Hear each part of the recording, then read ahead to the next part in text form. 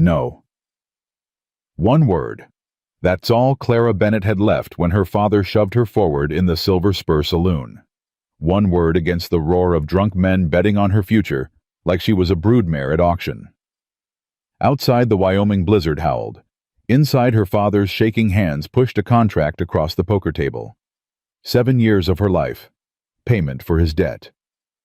Victor Hastings smiled. The kind of smile that made women disappear. Then a stranger's voice cut through the smoke. I'll buy that contract. 1,500. Cash. Right now. Before we dive into Clara's story of survival redemption and a love that defied every rule of the brutal frontier, hit that subscribe button. Stay with me until the end to see how a blizzard, a poker game, and one cowboy's conscience changed 2 lives forever. And comment below what city you're watching from. I want to see how far this story travels across America. Now, let's begin. The Silver Spur Saloon stank of wet wool, tobacco spit, and desperation. Clara Bennett stood in the corner by the potbelly stove, her fingers working a torn apron hem she'd been mending for the 3rd time this month. The fabric was thin as hope. Outside the frost-coated windows, snow fell in sheets, burying Elkridge, Wyoming territory deeper into its November grave. She'd come here against her better judgment. Her father had sent word through Tommy, the stable boy. Meet me at the Spur. Important. Silas Bennett's version of important usually meant drunk broke or both. Clara had walked 4 blocks through the blizzard in boots held together with wire and prayer. The laundry where she worked had closed early. The snow was too heavy, the clients too few. The saloon door banged open. Wind screamed in carrying ice and a man. Clara looked up. 6'2", broad shoulders dusted white with snow, a face carved from granite and exhaustion weathered deep around eyes the color of winter sky. He moved with the careful economy of someone who'd learned violence young and never quite shook it. His coat was good quality. His boots weren't town-bought. Everything about him said rancher. Behind him, an older black man followed, shorter, grizzled, with iron-gray hair and the kind of steady gaze that missed nothing. His hand rested near his hip. Not threatening, just aware. "Coffee," the tall man said to the barkeep. His voice was gravel and prairie wind. 2 cups, and information about feed prices come spring. Nate Cooper. The barkeep's tone shifted to something like respect. Didn't expect you in town during weather like this. Needed supplies before the pass closes. The man, Cooper, knocked snow from his hat. How long's this storm supposed to last? 3 days, maybe 4. You're stuck here unless you want to freeze to death getting home. Cooper's jaw tightened. Clara saw frustration flicker across his face, quickly suppressed. A man with responsibilities waiting. A man whose plans just got wrecked by nature. The older black man touched Cooper's arm. Told you we should have come yesterday, boss. You were right, Joe. As usual. Cooper managed a tired smile. Let's get that coffee and figure out. All in. The shout came from the back poker table. Every head in the saloon turned. Clara's stomach dropped. She knew that voice. Silas Bennett lurched to his feet, swaying. His shirt was stained. His eyes were wild with drink and something worse. Desperation. The kind that made men do unforgivable things. I said all in!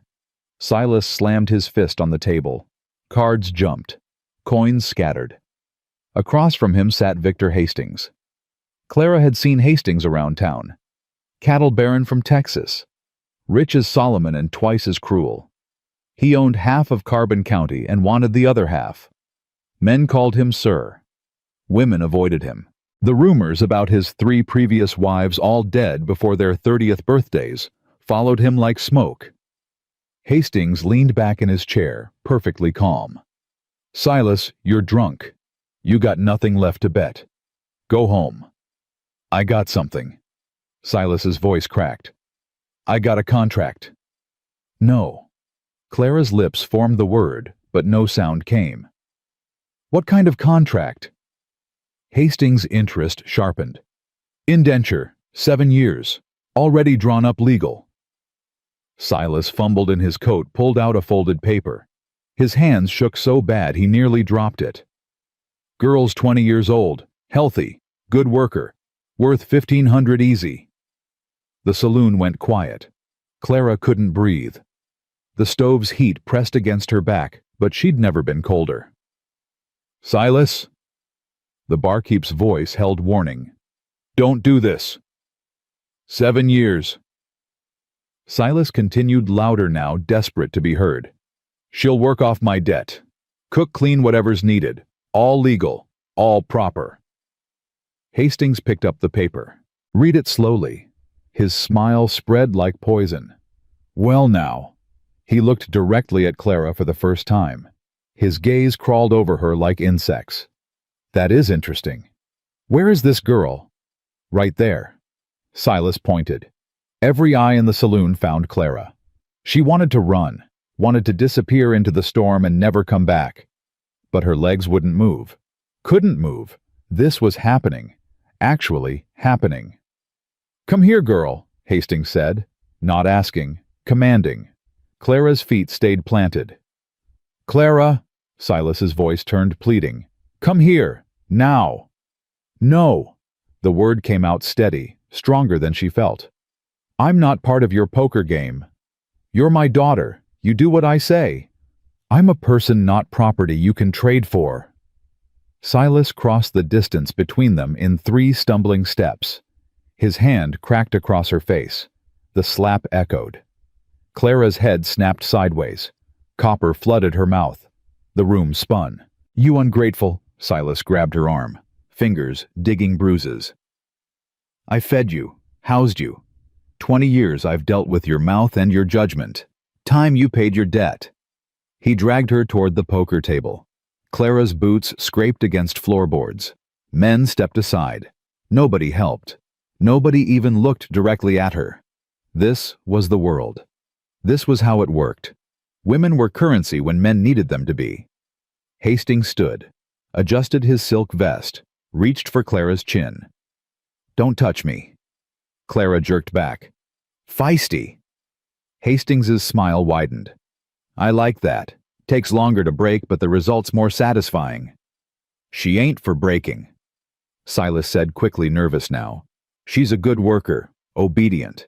Just needs a firm hand is all. Oh, I'll provide a very firm hand. Hastings' meaning was unmistakable. So, you're betting this 7-year contract against your current debt to me. That's $1,200 you owe. I win, I get the contract. You win, debt's cleared. That the wager? That's it. Relief flooded Silas's face. Exactly that. Then we have an agreement. No! Clara's voice rose. She twisted against her father's grip. You can't do this. I won't.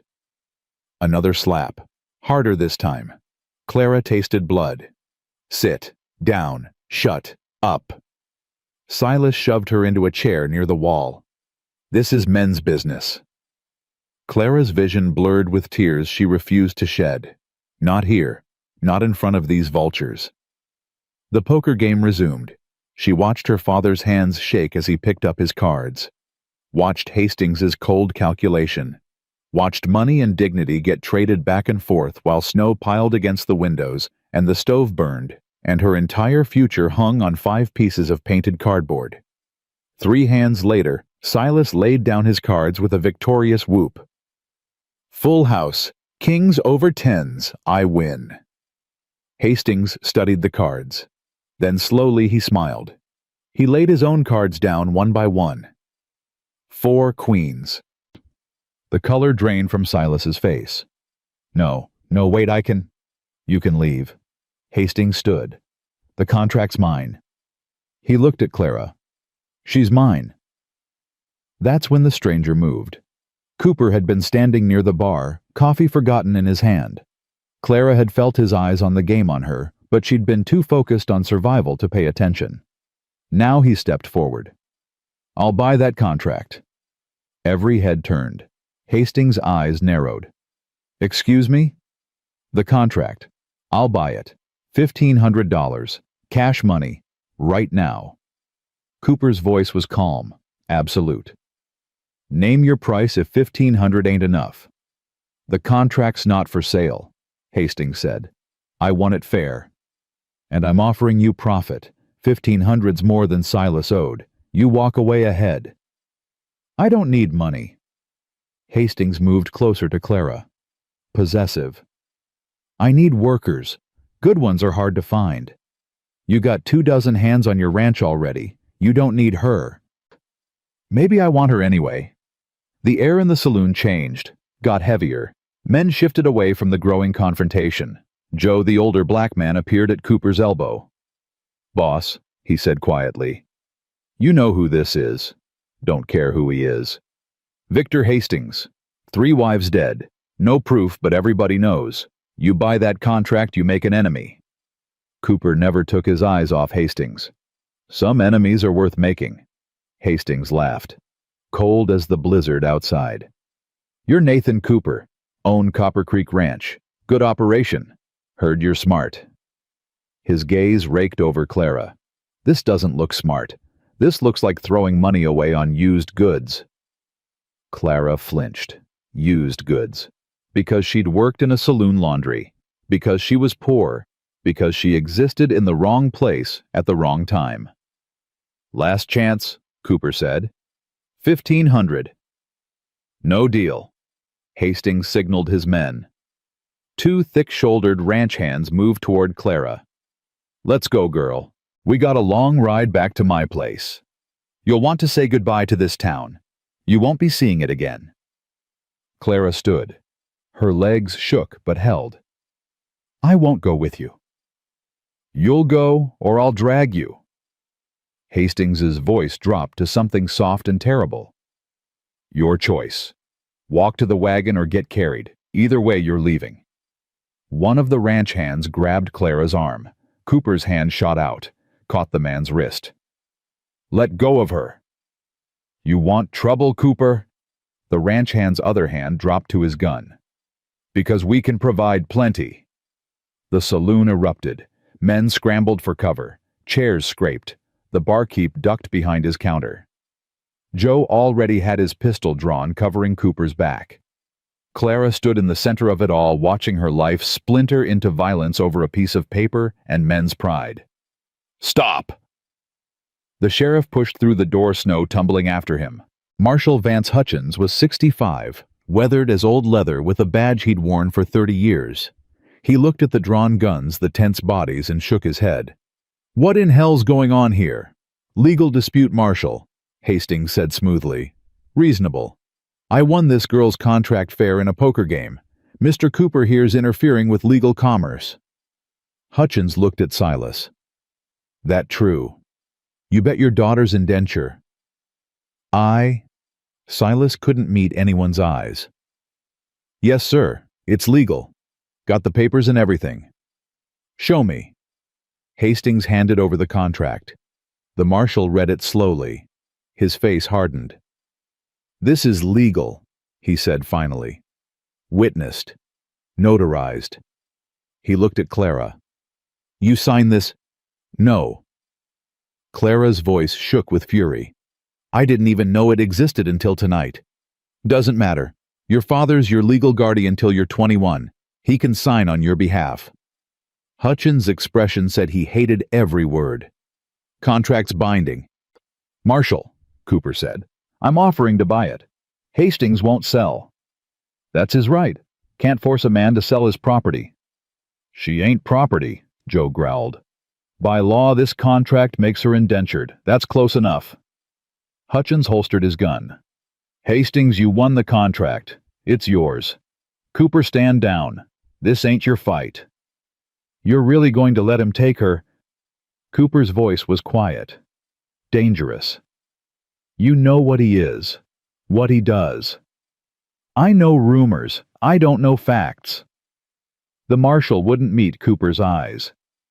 Until I got evidence, my hands are tied.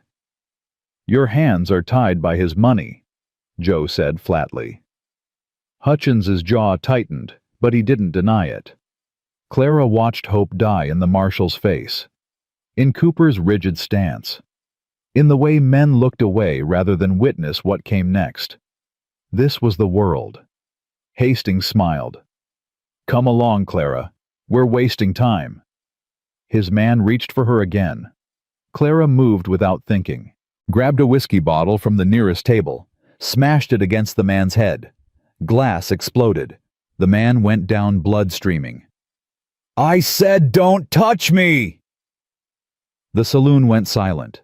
Clara stood there breathing hard broken bottle in her hand, blood on her dress, and something feral in her eyes. Something that had finally broken through 20 years of trying to be good, be quiet, be small enough not to provoke her father's fists or the world's cruelty. "Well?" Hastings's voice was silk over iron. "Looks like breaking you's going to be fun after all." He moved fast, caught Clara's wrist, twisted. The bottle fell. Pain shot up her arm. Cooper moved faster. 1 second Hastings held Clara.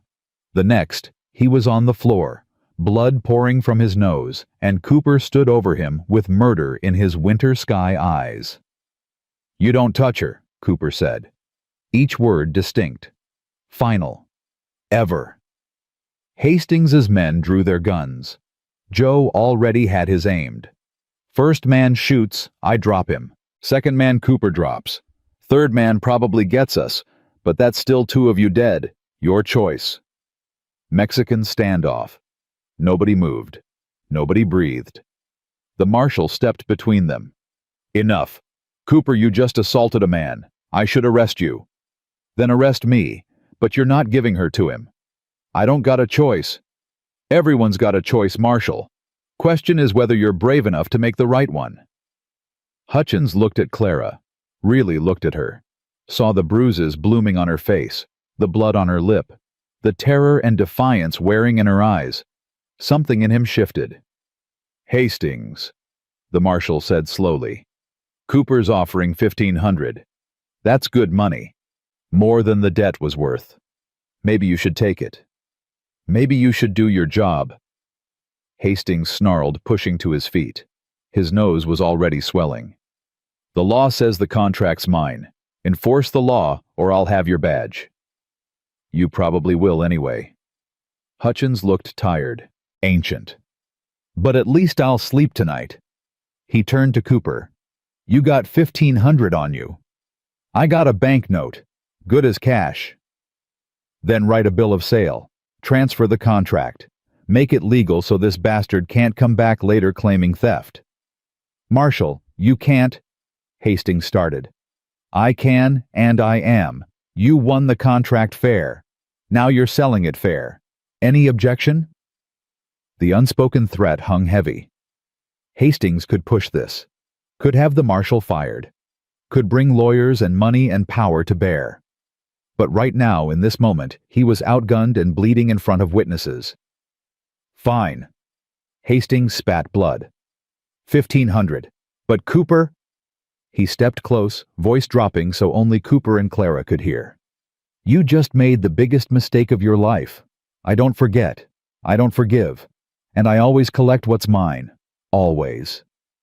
"She was never yours," Cooper said. "And she never will be." 10 minutes later, papers were signed. Money changed hands. The contract transferring Clara's 7 years of indenture from Silas to Hastings to Nathan Cooper was official. Legal. Binding. Clara stood in the corner watching men decide her future with ink and intimidation and felt nothing. Numbness had replaced terror. Shock had replaced fight. She'd smashed a bottle over a man's head. Her father had sold her. A stranger had bought her. And outside the blizzard buried the world in white silence. "Clara." Cooper's voice. Gentle. Careful. Like approaching a spooked horse. She looked up. He stood a respectful distance away. Didn't crowd her. Didn't touch. His eyes held something she couldn't name. Regret. Determination. "Both." "We need to go," he said. "Storm's getting worse. My ranch is 8 miles. We might make it if we leave now. I'm not going anywhere with you. Clara's voice sounded distant in her own ears. I don't know you. I know, but you got two choices right now. Come with me to a warm ranch with food and a locked door you control, or stay here and hope Hastings doesn't change his mind and come back with more men.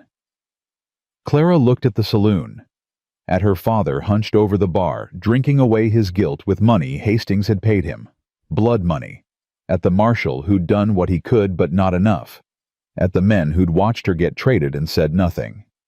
She looked at Hastings being tended by his men, his eyes promising revenge. Then she looked at Cooper, at Joe beside him, steady as stone, at the way neither man had tried to touch her without permission, at the $1,500 Cooper had paid for something she should never have been for sale. Why? She asked. Why did you do it? Cooper was quiet for a long moment. Because I got a daughter, he said finally. She's 9. And I keep thinking, what if someday when I'm gone she ends up in a situation like this? I'd want to believe somebody'd help her. Somebody'd see her as a person, not property. So maybe by helping you I'm paying forward. Maybe I'm just trying to sleep at night. I don't know. He met her eyes. But you deserve better than what was happening here. And I had the means to provide it. That's all. Clara searched his face for lies, for hidden cruelty, for the trap she knew had to exist because men didn't do things like this without expecting payment. She found exhaustion, sincerity, and something like sorrow. 7 years, she said. The contract's for 7 years. The contract's for 7 years, Cooper agreed. But here's what's going to happen. You're going to work at my ranch. You'll have your own room with a lock on the inside. You'll eat the same food we eat. You'll be treated with respect. And if at any point you want to leave, you tell me and we tear up the contract. No questions asked. You're free to go. Just like that. Just like that. Why should I believe you? Because I'm giving you the choice right now. You can walk out that door and disappear into the storm. Take your chances. Or you can come with me and see if I'm telling the truth. Either way, it's your decision. Not mine. Not your father's. Not Hastings. Yours.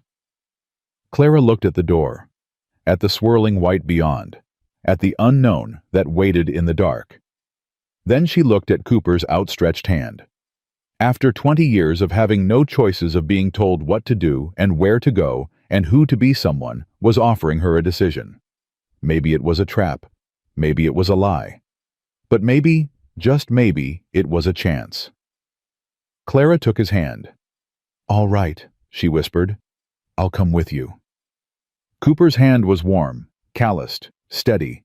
He didn't squeeze, didn't pull, just held on while she found her footing. Joe, get the horses, Cooper said. We're heading home. In this weather, boss will freeze. Then we better ride fast.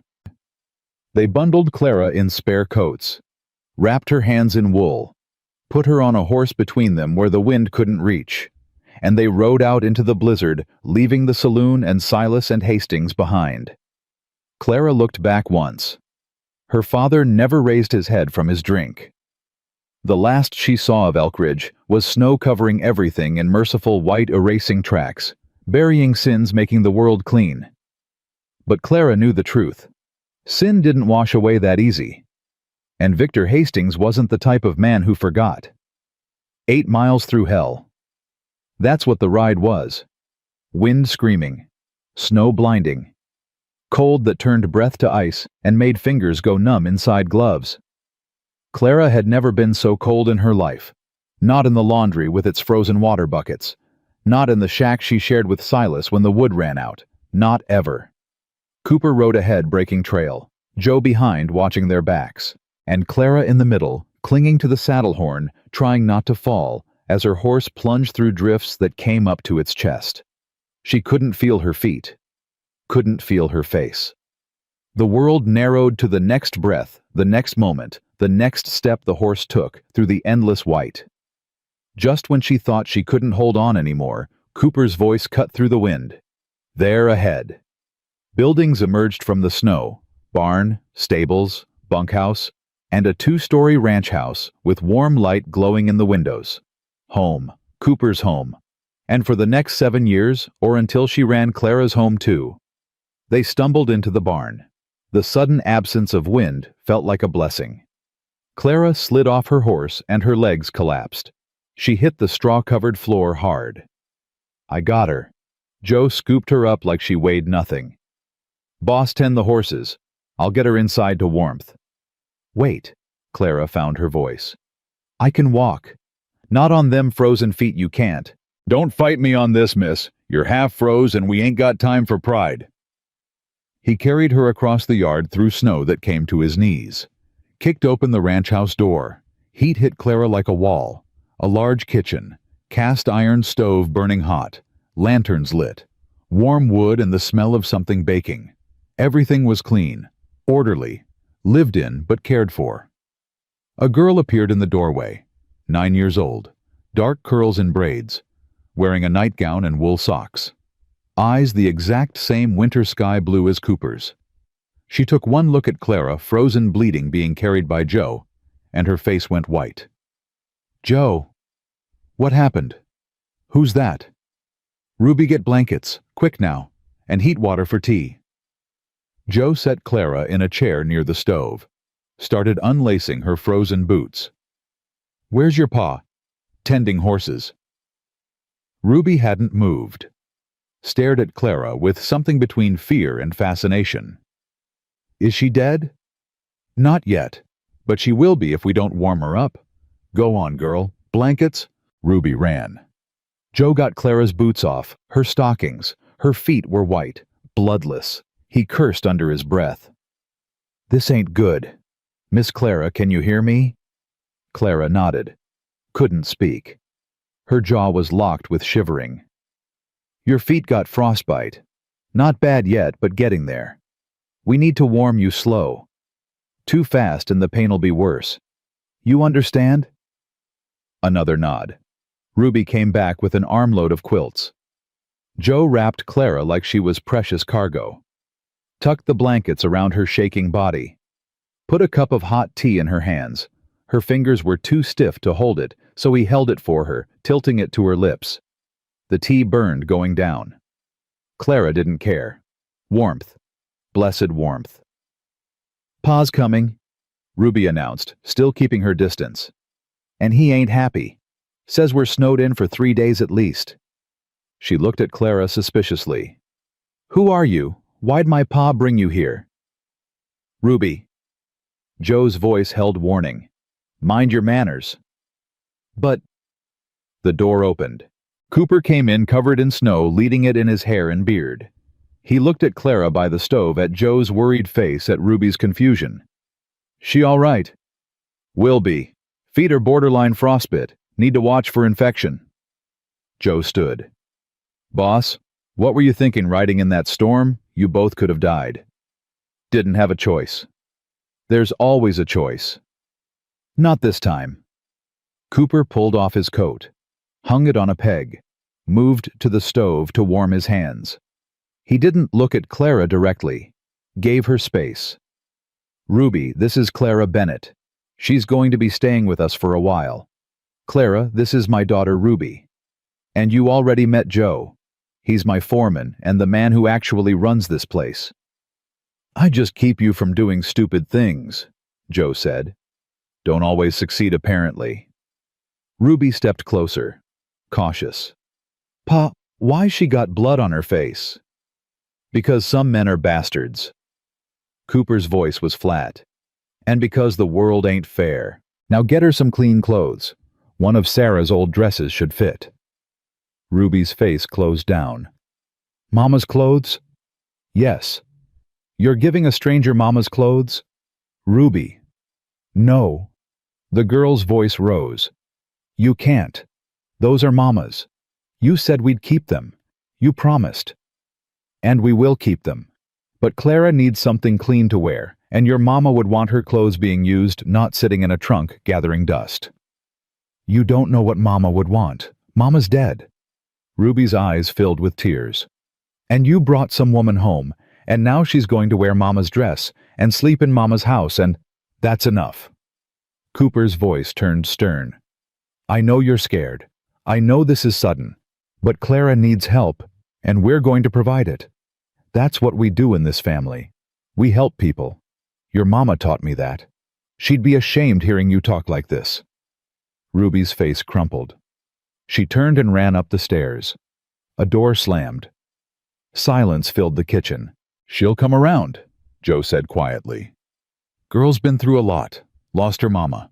Now you bring home a woman same age Sarah was when she died. That's hard for a child. I know. Cooper looked tired. Ancient. But I couldn't leave her there. Didn't say you should have. Just saying this is going to be complicated.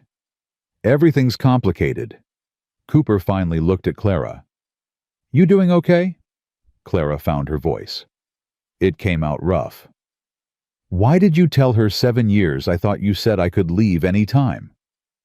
You can. The 7 years is what the contract says. What anyone looking at the papers will see. But between us, he met her eyes. You stay as long as you want. Leave when you're ready. The legal part's just protection. Make sure Hastings can't claim you back. As far as the law's concerned, I own your contract for 7 years. But in this house, you're free.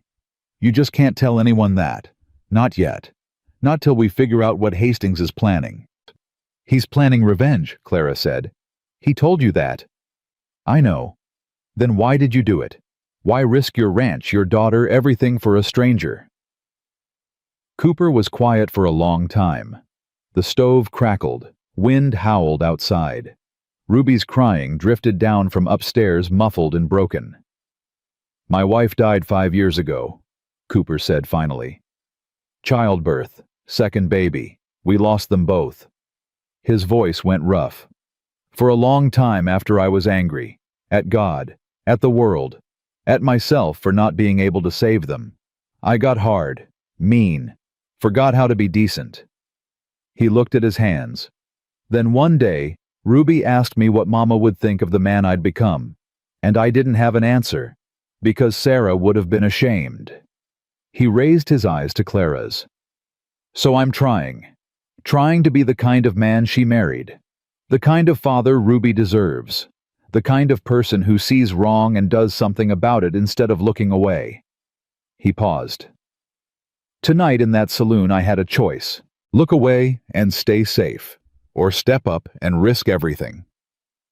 And I thought about what Sarah would do. What I'd want someone to do for Ruby if she was in your position. So I stepped up. Maybe it was stupid. Maybe it'll cost me everything. But at least when I die, I'll know I tried to leave the world a little less cruel than I found it. Tears burned Clara's eyes. She didn't let them fall. Hadn't cried in the saloon. Wouldn't cry now. But God, she wanted to. 20 years of being worthless. Being a burden. Being told she should be grateful for scraps and cruelty. And here was a man who'd risked his life, his money, his daughter's safety for a stranger because it was the right thing to do. Thank you, Clara whispered. For buying the contract. For bringing me here. For... Her voice broke. For seeing me as a person. You are a person. Never forget that. Whatever happens, however this ends, you're a person with worth and dignity and rights. Hastings can't take that. Your father couldn't sell it. And I won't let anyone make you believe different. Joe cleared his throat. Boss, I'm going to check on Ruby. Miss Clara, there's a room down the hall. First door on the right. Used to be Sarah's sewing room. Got a bed and a stove. I'll bring you clean clothes and water for washing. You rest. Tomorrow we'll figure out the details. He left. Clara and Cooper sat in the kitchen, separated by 5 feet and 100 unspoken things. Outside the blizzard raged. Inside something fragile and new began to take root. I don't trust easy, Clara said. I don't trust men at all, really. Good. Smart. Cooper stood, moved to the door, paused. But Clara, I'm going to prove you can trust me. Might take time. Might take the full 7 years. But I'll prove it. That's a promise. He left her there by the stove, wrapped in blankets, thawing in more ways than one. And for the first time in years, Clara let herself hope. Maybe this time the promise wouldn't break. Maybe this time she'd found something worth believing in. Maybe. Clara woke to silence. Not the silence of peace, but the thick, muffled quiet that came after a blizzard buried the world. She lay in the narrow bed staring at ceiling beams she didn't recognize wrapped in quilts that smelled like lavender and cedar. For one confused moment, she thought she was still in the shack with Silas. Then memory crashed back. The saloon. The poker game. Hastings's smile. Cooper's hand. She sat up too fast. Pain lanced through her feet. Joe hadn't been lying about the frostbite. Her toes were swollen, angry red, throbbing with every heartbeat. Morning light filtered through a small window. The storm had passed. Outside, everything was white and pristine and deceptively beautiful. Clara pushed back the quilts. Someone had left clothes folded on the chair. A simple gray dress, wool stockings, undergarments. Everything clean and mended with careful stitches. Sarah's clothes. Cooper's dead wife's clothes. Clara touched the dress fabric. Good quality. Worn soft with use, but not threadbare. A woman had lived in this dress. Laughed in it. Held her daughter. Died leaving it behind. And now Clara was supposed to wear it. Guilt twisted her stomach, but she had no choice. Her own dress was ruined. Blood-stained. Torn. Even if she wanted to leave, and part of her did desperately, she couldn't walk 8 miles through snow in rags. She dressed slowly, careful of her damaged feet. The dress fit well enough. A little loose in the waist. A little long in the hem. But warm. Whole. Clara caught her reflection in the small mirror above the wash basin. The woman staring back was a stranger. Bruised face. Split lip. Hollow eyes. But clean. Fed. Alive. She'd survived the night. That was something. A soft knock on the door made her jump. "Miss Clara." Joe's voice. "You decent." "Yes." He came in carrying a tray. Coffee, toast, eggs. More food than Clara usually saw in 2 days. "Boss said let you rest, but figured you'd be hungry." Joe set the tray on the small table. "How are them feet?" "Painful." "Good.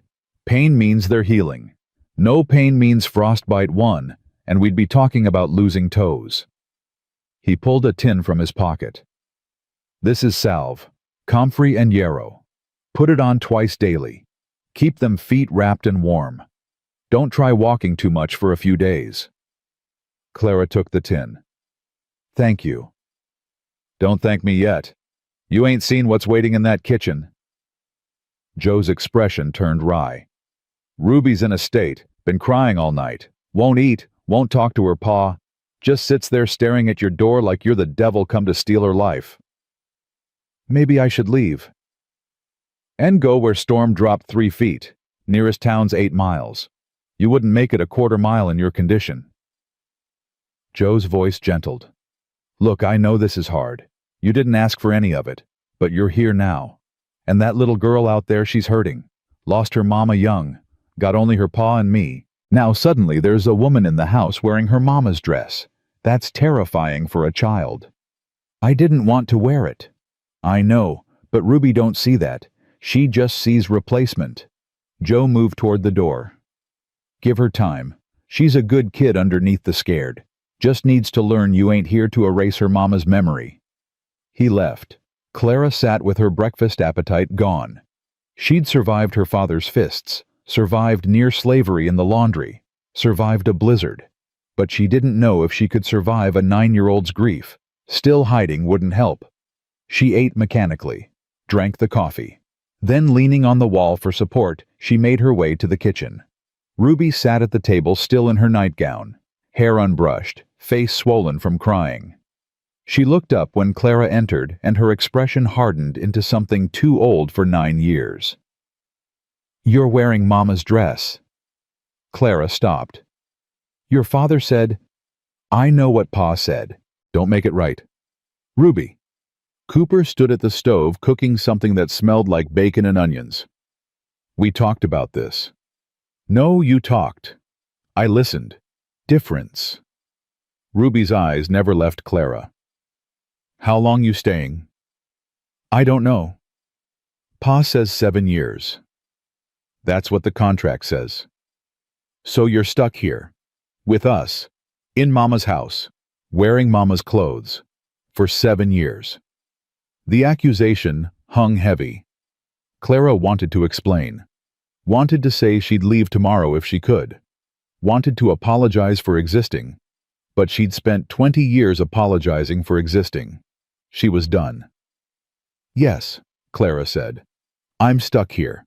But you're stuck with me too. So we can make each other miserable for 7 years, or we can try to get along. Your choice. Ruby's eyes widened. Clearly she'd expected apologies. Pleading, not honesty. I don't want to get along with you. Fair enough. Then we'll stay out of each other's way. This is my house. And now it's mine too. For 7 years, like you said. Clara moved to the table, sat down across from Ruby. Her feet screamed protest, but she ignored it. I didn't ask for this, didn't want it. But here we are. So if you want to hate me, hate me. I can't stop you. But I'm not going to spend 7 years walking on eggshells around a child who won't even try to see past her own pain. Ruby's face flushed red. You don't know anything about my pain. You're right, I don't. Just like you don't know anything about mine. Girls. Cooper's voice cut through the tension. That's enough.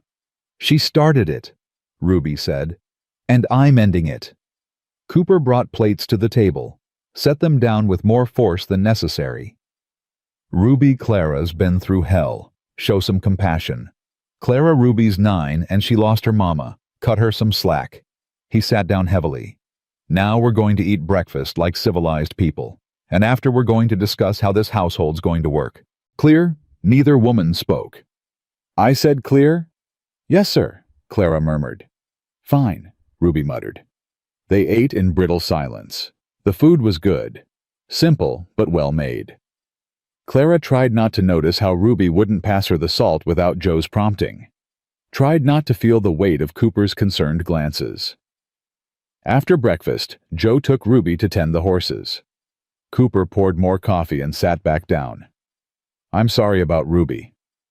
Don't apologize for her grief, Clara said. I understand it. Understanding don't make it easier to live with.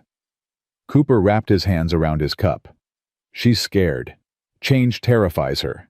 After Sarah died, Ruby had nightmares for months. Wouldn't let me out of her sight. Afraid if I left, I'd disappear too. He stared into the black coffee. Took 2 years before she'd sleep through the night. And now I've brought a woman home. In her mind, I'm replacing Sarah. She's terrified of losing her mama all over again. Are you replacing her? Cooper's head snapped up. What? Your wife. Are you replacing her with me? No. God, no. He looked horrified. Clara, I bought your contract to save you from Hastings. That's all. I'm not looking for... He stopped, fumbled for words. Sarah was my wife. I loved her. Still love her. You're not a replacement. You're not anything except someone who needed help. The words should have been reassuring. Instead, they left Clara feeling hollow. You're not anything. She knew he hadn't meant it that way. But after being nothing to her father, nothing to the men in the saloon, nothing to everyone who'd looked away, being told she was nothing again, even kindly meant cut deep.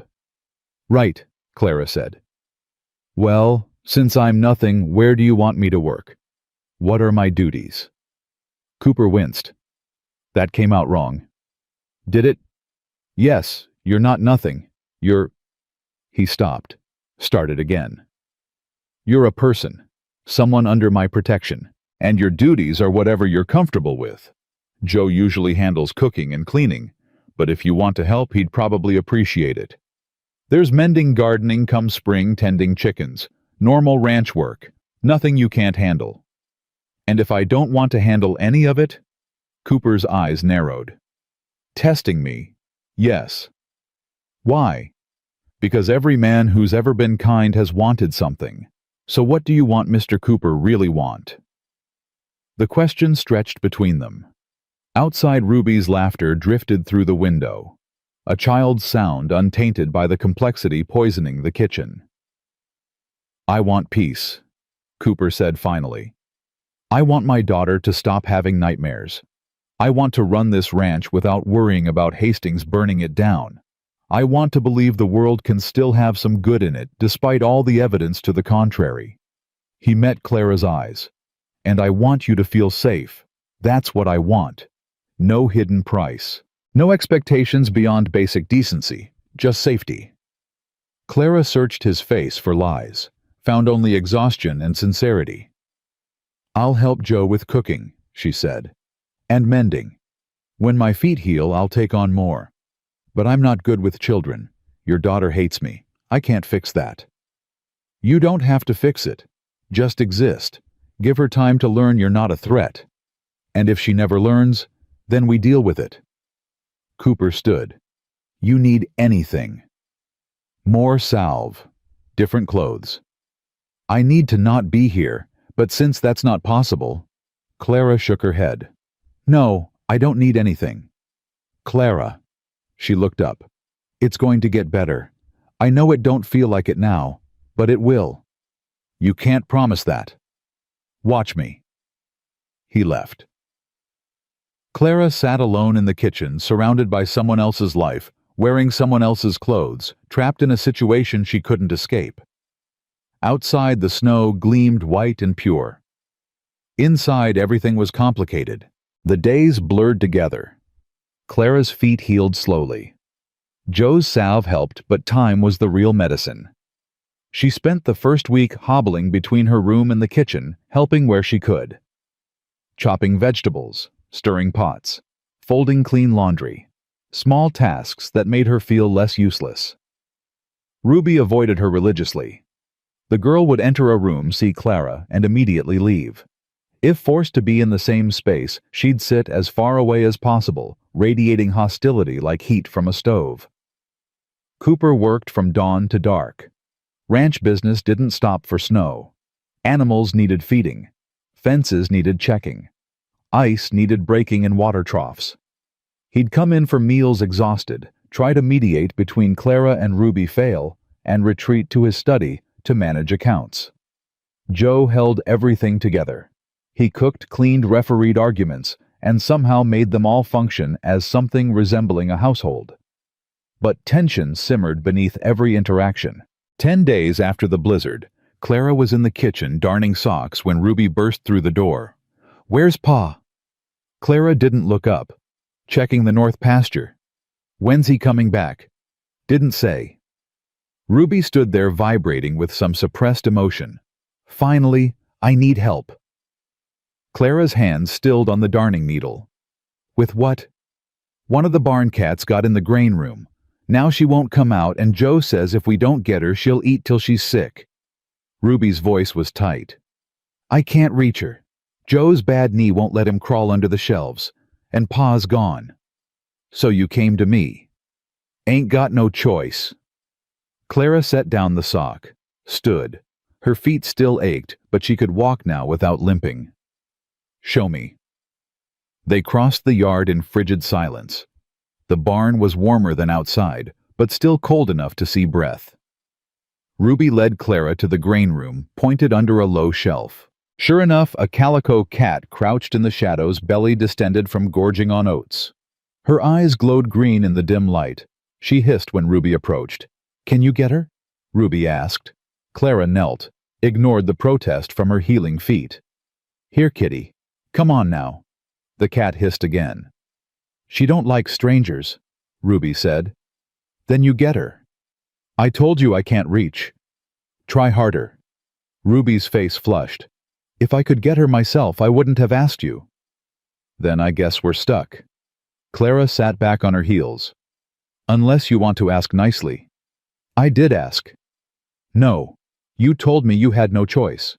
That's different from asking." Ruby's jaw clenched. For a moment, Clara thought the girl would storm off, let the cat get sick out of pure spite. Instead, something crumbled in her expression. "Please," Ruby whispered. "Please help me get Clementine. She's my favorite, and I don't want her to die." The raw fear in those words cut through Clara's annoyance. This wasn't about pride or territory. This was a child who'd already lost too much, terrified of losing something else. "All right," Clara said gently. "Step back. Give me room." She lay flat on the cold floor and wiggled under the shelf. Splinters caught her dress. Dust filled her nose. But she inched forward until her hand closed around warm fur. Clementine yowled protest. "I know, baby. I know." Clara pulled the cat carefully toward her. "But you're going to make yourself sick." She emerged with the cat clutched to her chest. Clementine was heavy, swollen with stolen grain, but purring despite her earlier protest. Ruby's face transformed. "You got her. Told you I would. Thank you." The words came out reluctant, but genuine. "I mean it. Thank you." Clara handed over the cat. Ruby buried her face in Clementine's fur, and for a moment she was just a little girl, grateful for a small kindness. "Ruby." The girl looked up. "I'm not here to replace your mama," Clara said quietly. "I couldn't even if I wanted to. Nobody can replace someone you love. But I'm also not your enemy. I'm just someone trying to survive. Same as you." Ruby's eyes filled. "Mama used to rescue Clementine all the time. She'd get into the grain, and Mama would crawl under there and get her and laugh about how silly that cat was." A tear spilled over. "I miss her so much." "I know. Do you really?" "My mama died when I was 12, Clara said. "Tuberculosis. I watched her cough herself to death over 6 months.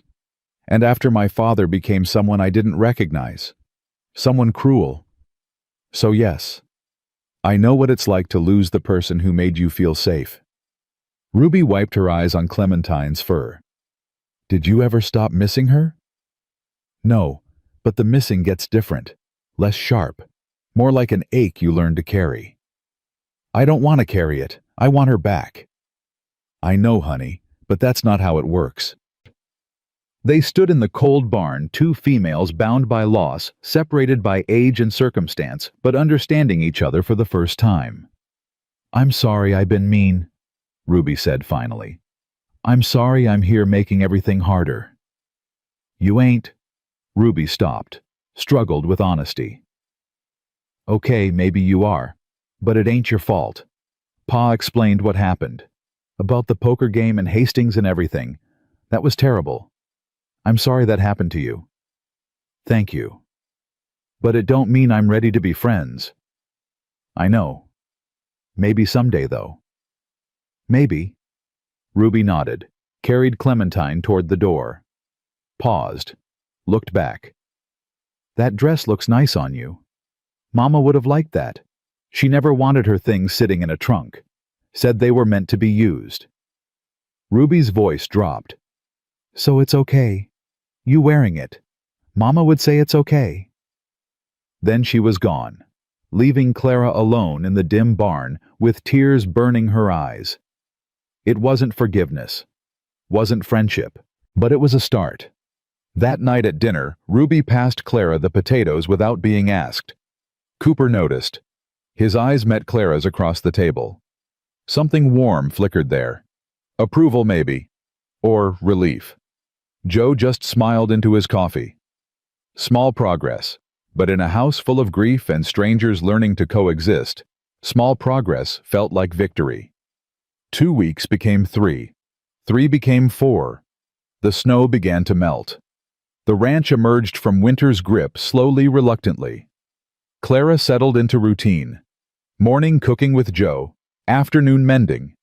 Evening lessons with Ruby turned out the girl needed help with reading. Clara wasn't a teacher, but she knew letters, knew words, could sit patiently while Ruby stumbled through primers. Cooper watched these lessons with something like wonder in his eyes. He never said anything, just stood in doorways, observing then disappearing to his endless work. Clara tried not to notice him, tried not to see how his hair curled when wet from snow. How his hands, scarred from ranch work, moved with surprising gentleness when checking a horse's hoof or stroking his daughter's hair. How his rare smiles transformed his weathered face into something almost boyish. Tried. Failed. Because Nathan Cooper was nothing like the men Clara had known. He didn't shout, didn't hit, didn't expect servitude beyond fair work. He asked her opinion on things, thanked her for tasks, treated her like a person with thoughts and feelings. It was terrifying. 5 weeks after the blizzard, Clara was hanging laundry when hoofbeats approached. She looked up to see a rider coming fast, snow flying from his horse's hooves. The man pulled up in the yard. Young, maybe 25, wearing a deputy's badge. Mrs. Bennett. Clara's stomach clenched. Miss Bennett. Right. Sorry. You're needed in town. Sheriff's got questions about what happened the night of the storm. Questions about what everything was legal. Just questions, ma'am. Sheriff wants to make sure all the paperwork's proper, given who was involved. The deputy's expression said he knew exactly who was involved. Hastings. Cooper emerged from the barn. She's not going anywhere without me. Actually, sir, the sheriff requested she come alone. Then the sheriff's going to be disappointed. Cooper's voice went hard. Clara's under my protection. Anywhere she goes, I go. That's not negotiable. The deputy shifted uncomfortably. Sir, I don't want trouble. Then don't bring it. We'll come to town tomorrow when I can spare the time. Clara's not riding 8 miles in melting snow to answer questions that could be asked right here. The sheriff can wait. Cooper crossed his arms. Now, unless you got a warrant, I suggest you head back and tell Sheriff Hutchins we'll be there when we're ready. The deputy hesitated, then nodded. Yes, sir. I'll pass along the message. He rode off. Clara let out a breath she'd been holding. Hastings put him up to this. I know. He's not going to stop. I know that too. Cooper turned to her. But he's not getting to you, not without going through me first. You can't fight him forever. He's got money, influence, the law on his side. The law ain't on anyone's side, but whoever's got the deepest pockets. Cooper's jaw set. But I ain't giving you back. Contract says 7 years. Far as the law's concerned, you're mine. And I protect what's mine. The words sent heat through Clara's chest. Not because of the possessiveness, though, that should have bothered her, but because of the conviction. Cooper meant it. Would fight for her. Die for her, if it came to that. Nobody had ever been willing to die for Clara before. Why? The question burst out before she could stop it. Why do you care this much? I'm nothing to you. A stranger you paid for. Why risk everything? Cooper looked at her for a long moment. Snow melted around them. The sun broke through clouds, and in that cold, bright light, something shifted in his expression. You're not nothing, he said quietly. You haven't been nothing since the moment I saw Hastings smile at you like you were meat. Since I saw your father hit you and you didn't cry. Since you smashed that bottle and fought back. You're not nothing, Clara. You're someone worth protecting. And maybe I can't explain it better than that. Maybe I don't want to. But that's the truth. He walked away before Clara could respond. She stood there, wet laundry forgotten in her hands, heart pounding. Worth protecting. Worth fighting for. Worth something. The words wrapped around her wounded places like bandages. Like hope. That night, Clara couldn't sleep. She lay in the narrow bed staring at shadows on the ceiling, replaying Cooper's words. You're someone worth protecting. Around midnight, she heard footsteps in the hall. Then voices. Ruby crying. Clara got up, cracked her door open. Cooper sat on the floor outside Ruby's room, his daughter curled in his lap. Ruby was sobbing. Something about nightmares. About her mama. About being scared. Shh, baby girl. I'm here. I'm right here. Cooper's voice was rough with sleep and emotion. He rocked her slowly. I ain't going nowhere. I promise. But what if you do? What if you leave like Mama did? I won't. You can't promise that. Nobody can. You're right. I can't promise I won't die, but I can promise I ain't leaving you on purpose. Ever. You're stuck with me, Ruby girl, whether you want to be or not. Ruby sniffled. I'm sorry I've been mean to Clara. She knows you don't mean it. I do mean it sometimes, but not always. Ruby pulled back to look at her father. Pa, do you like her? The pause stretched too long. She's a good person, Cooper said finally. That ain't what I asked. Ruby, you look at her funny, different from how you look at other people, and you smile more when she's around. And Joe says, Joe needs to mind his business. Joe says you ain't smiled this much since Mama died, says Clara's good for you. Ruby's voice went small. Is she going to be my new mama? Another long pause. Clara held her breath. I don't know what Clara's going to be, Cooper said honestly. Right now she's someone who needs help, someone I'm trying to protect. Beyond that, he sighed. Beyond that, I don't let myself think. It ain't fair to her, ain't fair to you, and it ain't fair to your mama's memory. Mama would want you to be happy. Mama would want me to do right by you first. Everything else comes second. But what if Clara could make us both happy? What if she's supposed to be here? Then I guess time will tell. Cooper kissed Ruby's forehead. Now go back to sleep. Tomorrow's a big day. We're going to town. To see the sheriff. To face whatever Hastings is planning, together, as a family. Ruby hugged him tight. Clara too. Clara too. They went back into Ruby's room. The door closed. Clara stood in her own doorway, heart racing. Cooper looked at her funny. Smiled more when she was around. Ruby had noticed.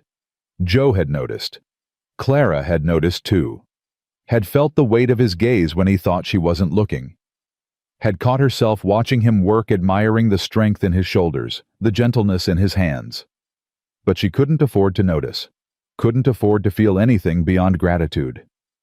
Because feelings led to hope, and hope led to heartbreak, and Clara had been broken enough. She went back to bed. Didn't sleep. Just lay there thinking about a rancher who protected strangers, and a little girl who was learning not to hate her, and a future that terrified her more than anything Victor Hastings could do. Because Hastings could only destroy her body. But hoping for something real with Nathan Cooper, that could destroy her soul. Morning came too soon. They rode to Elk Ridge in tense silence. Cooper, Clara, and Joe. Ruby stayed with a neighboring ranch family, safer that way. Whatever Hastings planned, it wouldn't involve witnesses who could get hurt. The town looked the same. Same dusty streets, same false front buildings, same saloon where Clara's life had shattered 6 weeks ago. But everything felt different now. The sheriff's office was small, cramped. Sheriff Hutchins sat behind his desk looking older than Clara remembered. Beside him stood a man in an expensive suit, lawyer written all over him, and in the corner, arms crossed, smile cold as death, stood Victor Hastings. Clara's breath caught. Cooper's hand found the small of her back, steady, grounding. Easy. Sheriff, Cooper said, you wanted to see us. Mr. Cooper, Miss Bennett. Hutchins gestured to chairs. Please, sit. I'll stand, Cooper said. What's this about? The lawyer stepped forward. Mr. Cooper, my name is Horace Blackwell.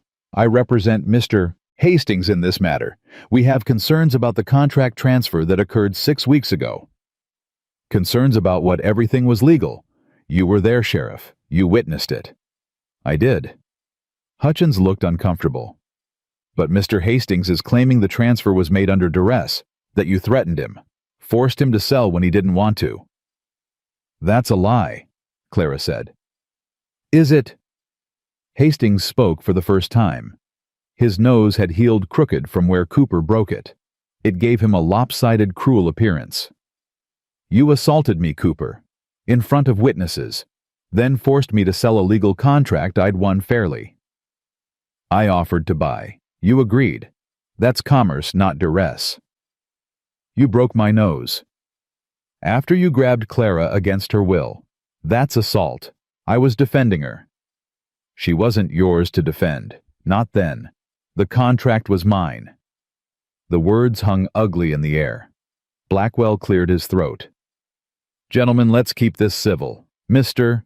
Hastings is willing to resolve this matter peacefully. He'll pay you back the $1,500 plus interest. In return, you transfer the contract back to him. Everyone walks away satisfied. No, Cooper said flatly. Mr. Cooper, be reasonable. I said no. The contract's not for sale. Not to Hastings. Not to anyone. Hastings pushed off the wall. Moved closer. You're making this harder than it needs to be. Funny, I was thinking the same about you. Sheriff? Hastings turned to Hutchins. Are you going to enforce the law or not? What law? Joe spoke up. Contract was transferred legal. Papers are filed. What's to enforce? The law that says contracts made under duress are void. Then prove duress, Cooper said. Show evidence I forced you. Show witnesses who'll say you didn't agree freely. Go ahead. I'll wait. Hastings's smile turned razor sharp.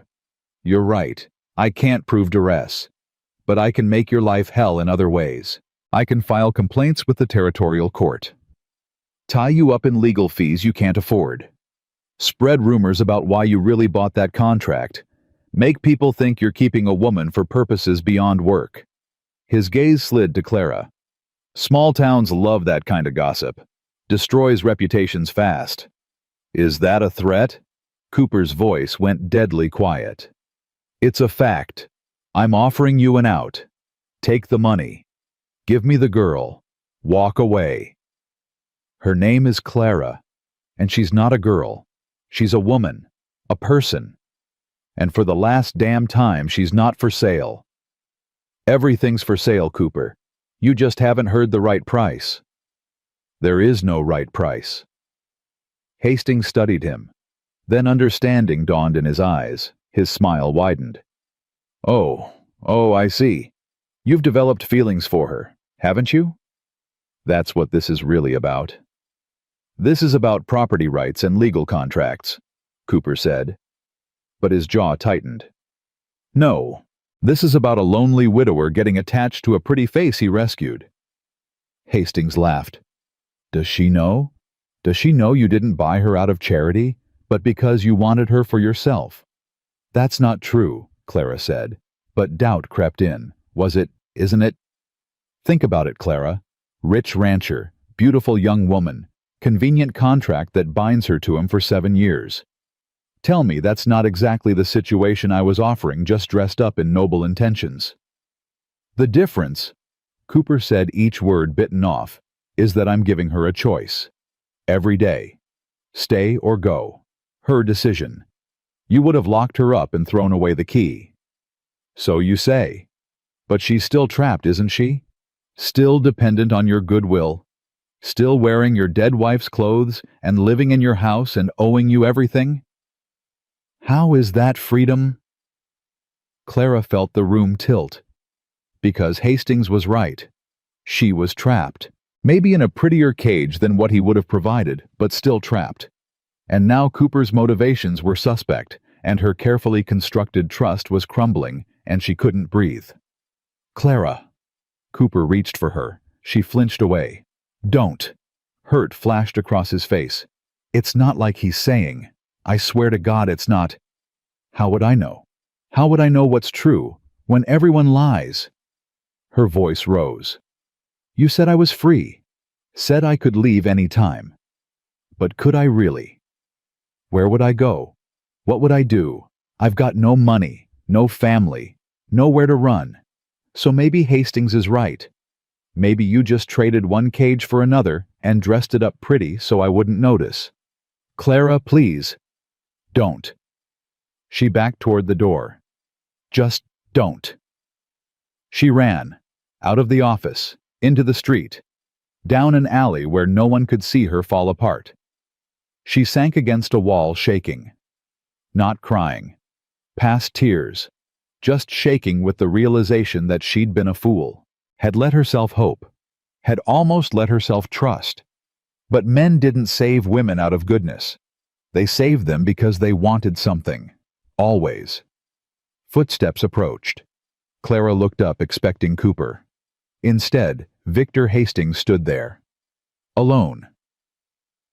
"Don't scream," he said pleasantly. "I'm not going to hurt you. Just want to talk."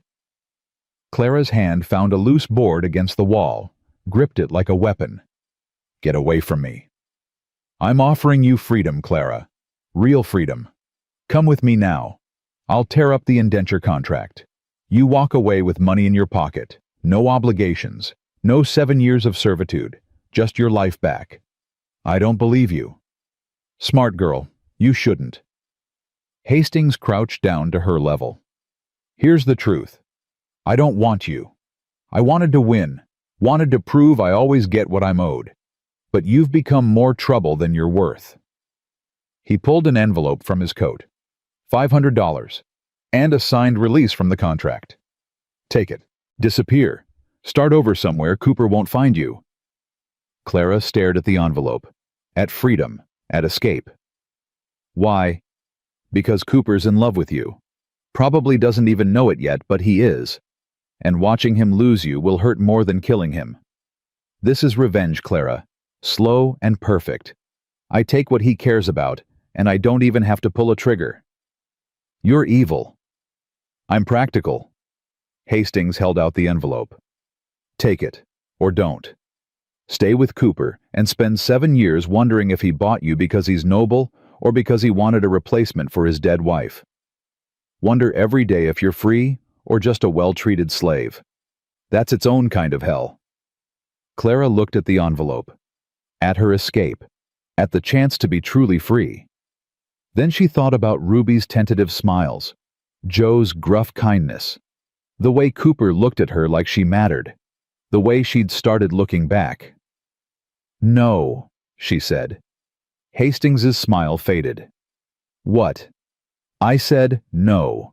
Keep your money. Keep your revenge. I'm not leaving." "You're a fool." "Maybe. But I'm a fool who makes my own choices, and I choose to stay." Clara stood on shaking legs. "Now get away from me before I scream." For a moment, she thought Hastings would grab her, force her. But footsteps sounded at the alley entrance. Cooper appeared, then Joe, then Sheriff Hutchins, hand on his gun. "Step away from her," Cooper said. His voice was terrifyingly calm. Hastings stood slowly. "Just talking." "In an alley. Alone. After she ran from your lies." Cooper moved between them, protective. "You come near her again, Hastings. You even look at her wrong. And I don't care about consequences. I will end you. Am I clear?" Hastings's smile returned. "Crystal. But Cooper, this ain't over. Not by a long shot." "No, it's not. But Clara made her choice. She's staying. So whatever you're planning next, know I'll be ready."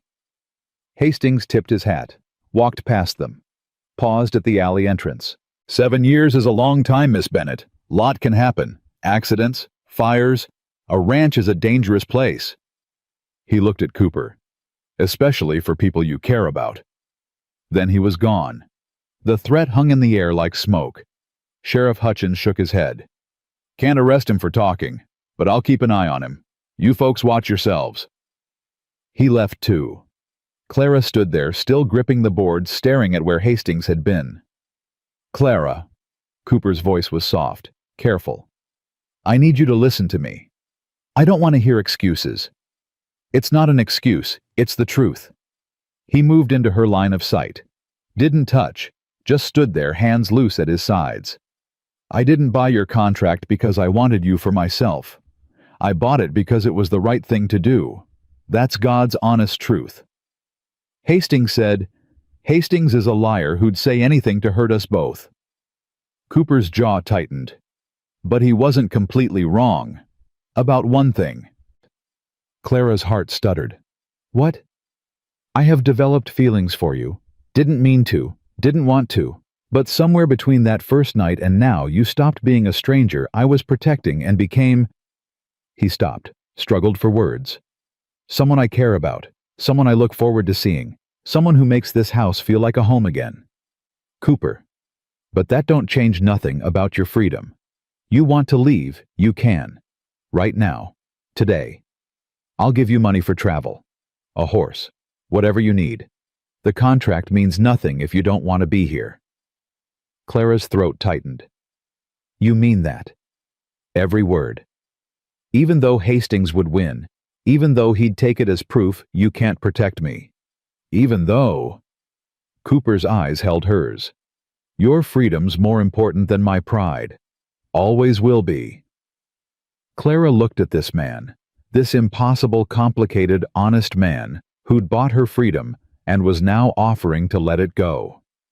"I'm staying," she said. Relief flooded Cooper's face. "You sure?" "No, I'm not sure of anything. But Hastings offered me money to leave. $500 and a contract release. And I said no." Clara dropped the board. Her hands shook. "So I guess I'm either the biggest fool alive, or—" She couldn't finish. "Or what?" "Or maybe I've developed feelings too," Clara whispered. "And maybe that terrifies me more than Hastings ever could." The air between them charged. Electric. Dangerous. Cooper took one step forward, then stopped. "Clara, I can't. I won't, not while you're under contract, not while there's any question of obligation." "Then tear up the contract." "If I do that, you've got no legal protection. Hastings could claim you back." "Then we're stuck." "Yeah, we're stuck." Cooper's hands flexed like he wanted to reach for her but wouldn't let himself. "But we got time. 7 years. Maybe before then we figure this out. Find a way to make it right. And if we don't, then we don't. But at least we tried." Joe appeared at the alley entrance. "Hate to interrupt, but we should head back. Ruby's probably worried sick." They rode home in silence. But it was different from the morning's tension. This silence hummed with unspoken things, with feelings acknowledged but unclaimed, with a future uncertain but possibly worth fighting for. That night, Clara lay in bed thinking about choices, about freedom that wasn't free, about feelings that shouldn't exist but did anyway, and about a rancher who'd bought her salvation and accidentally stolen her heart. Outside, snow began to fall again, light, gentle, covering the world in fresh possibility. Clara closed her eyes. 7 years suddenly didn't seem long enough. Spring came hard to Wyoming territory. The snow didn't melt so much as retreat grudgingly, leaving mud thick as sin and cold that sank into bones despite the longer days. Clara had been at Copper Creek Ranch for 3 months now. 3 months of careful distance. 3 months of unspoken feelings hanging between her and Cooper like laundry nobody wanted to take down. Ruby had softened completely. The girl followed Clara around now, chattering about everything and nothing, teaching her about ranch life, showing her where the best blackberries grew come summer, sharing secrets about her mama that made Clara's chest ache. Joe watched it all with knowing eyes and said nothing, just kept cooking, kept the household running, kept everyone from combusting under the weight of what nobody would say. And Cooper worked himself half to death. Up before dawn, in bed long after everyone else. He was building something in the far pasture. Wouldn't say what, just disappeared for hours with lumber and nails and came back exhausted. Clara caught herself watching for him, listening for his footsteps, finding excuses to be in rooms he might enter. It was pathetic. She knew it, couldn't stop it. "You're staring again," Joe said one afternoon. They were in the kitchen preparing supper. Through the window, Cooper worked in the corral breaking a new horse. "I'm not staring." "Child, I got eyes. You've been staring at that man for weeks now, and he been staring back when you ain't looking. Whole situation's painful to watch." Clara's hand stilled on the bread dough. "It can't happen, Joe. The contract—" The contract's a piece of paper.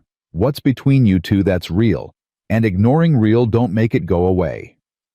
What am I supposed to do? Throw myself at him. He's made it clear nothing can happen while I'm under obligation. So stop being under obligation. Tear up the contract. Make your own choice. Hastings is 8 miles away licking his wounds. And even if he tried something, you think Cooper would let him get within a mile of you. Joe shaped biscuits with practiced hands. You're scared. I get it. Been hurt before. Don't want to be hurt again. But Clara, that man out there. He's scared too. Lost his wife. Nearly lost himself.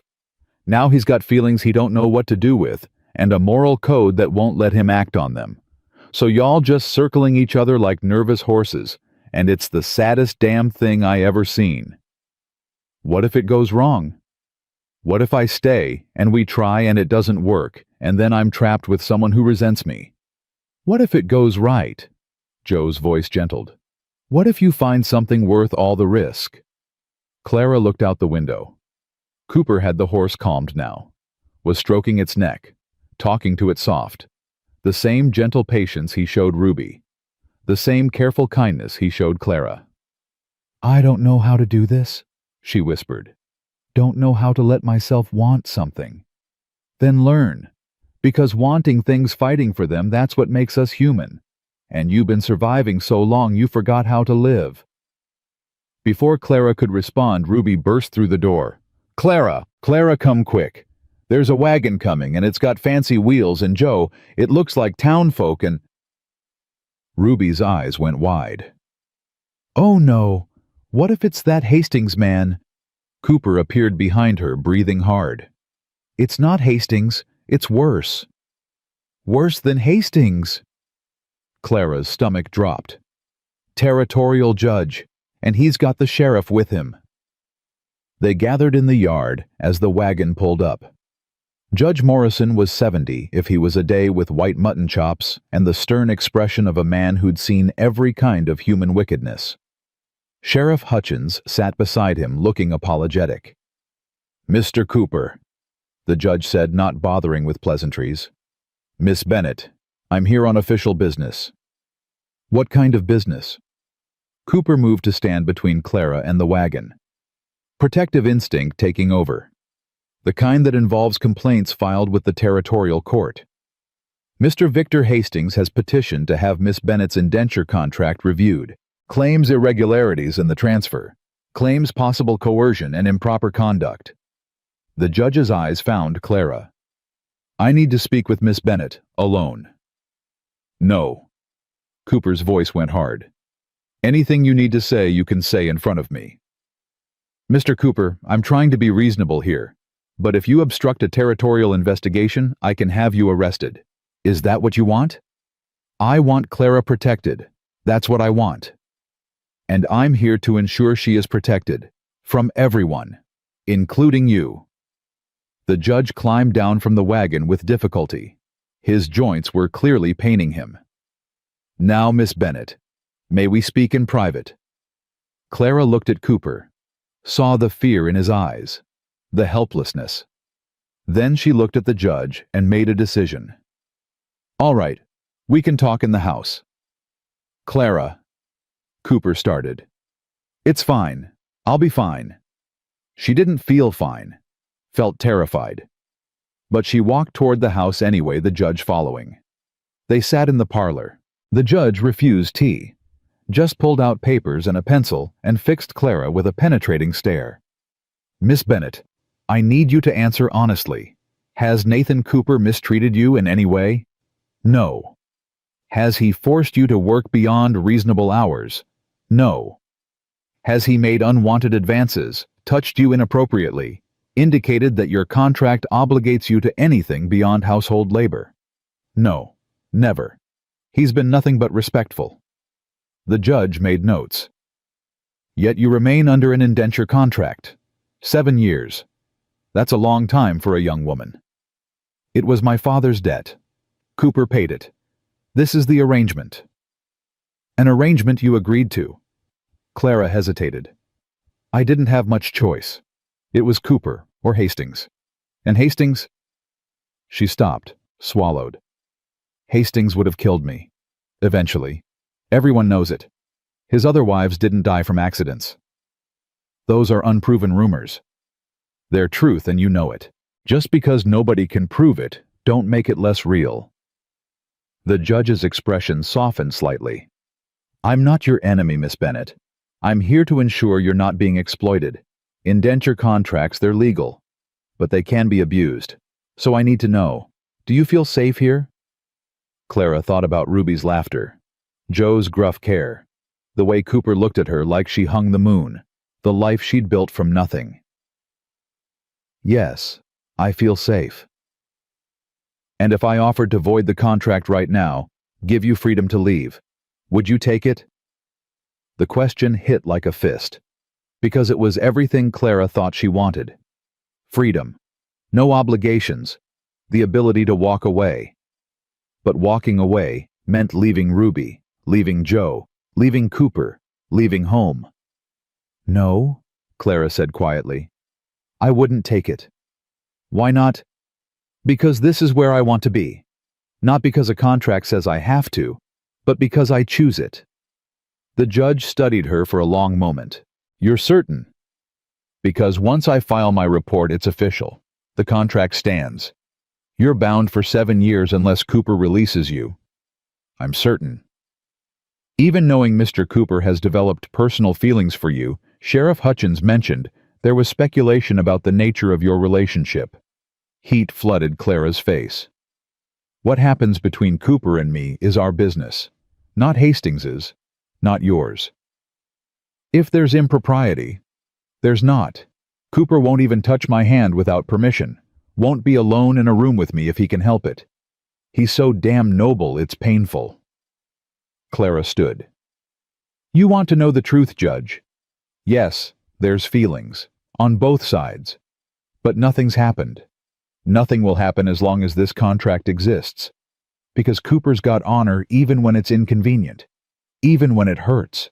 So if Hastings is trying to make this into something dirty, he's lying. Like he lies about everything. The judge was quiet. Then he smiled slightly. You care about him. That's none of your concern.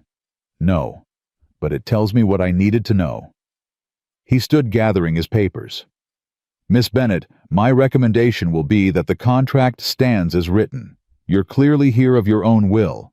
Mr. Cooper's treatment of you appears exemplary. And whatever Victor Hastings is claiming, it's motivated by spite, not genuine concern for your welfare. Relief nearly buckled Clara's knees. Thank you. Don't thank me yet. Hastings won't stop. Men like him, they don't accept losing. You should prepare for that. We are prepared. I hope so. The judge moved toward the door, paused.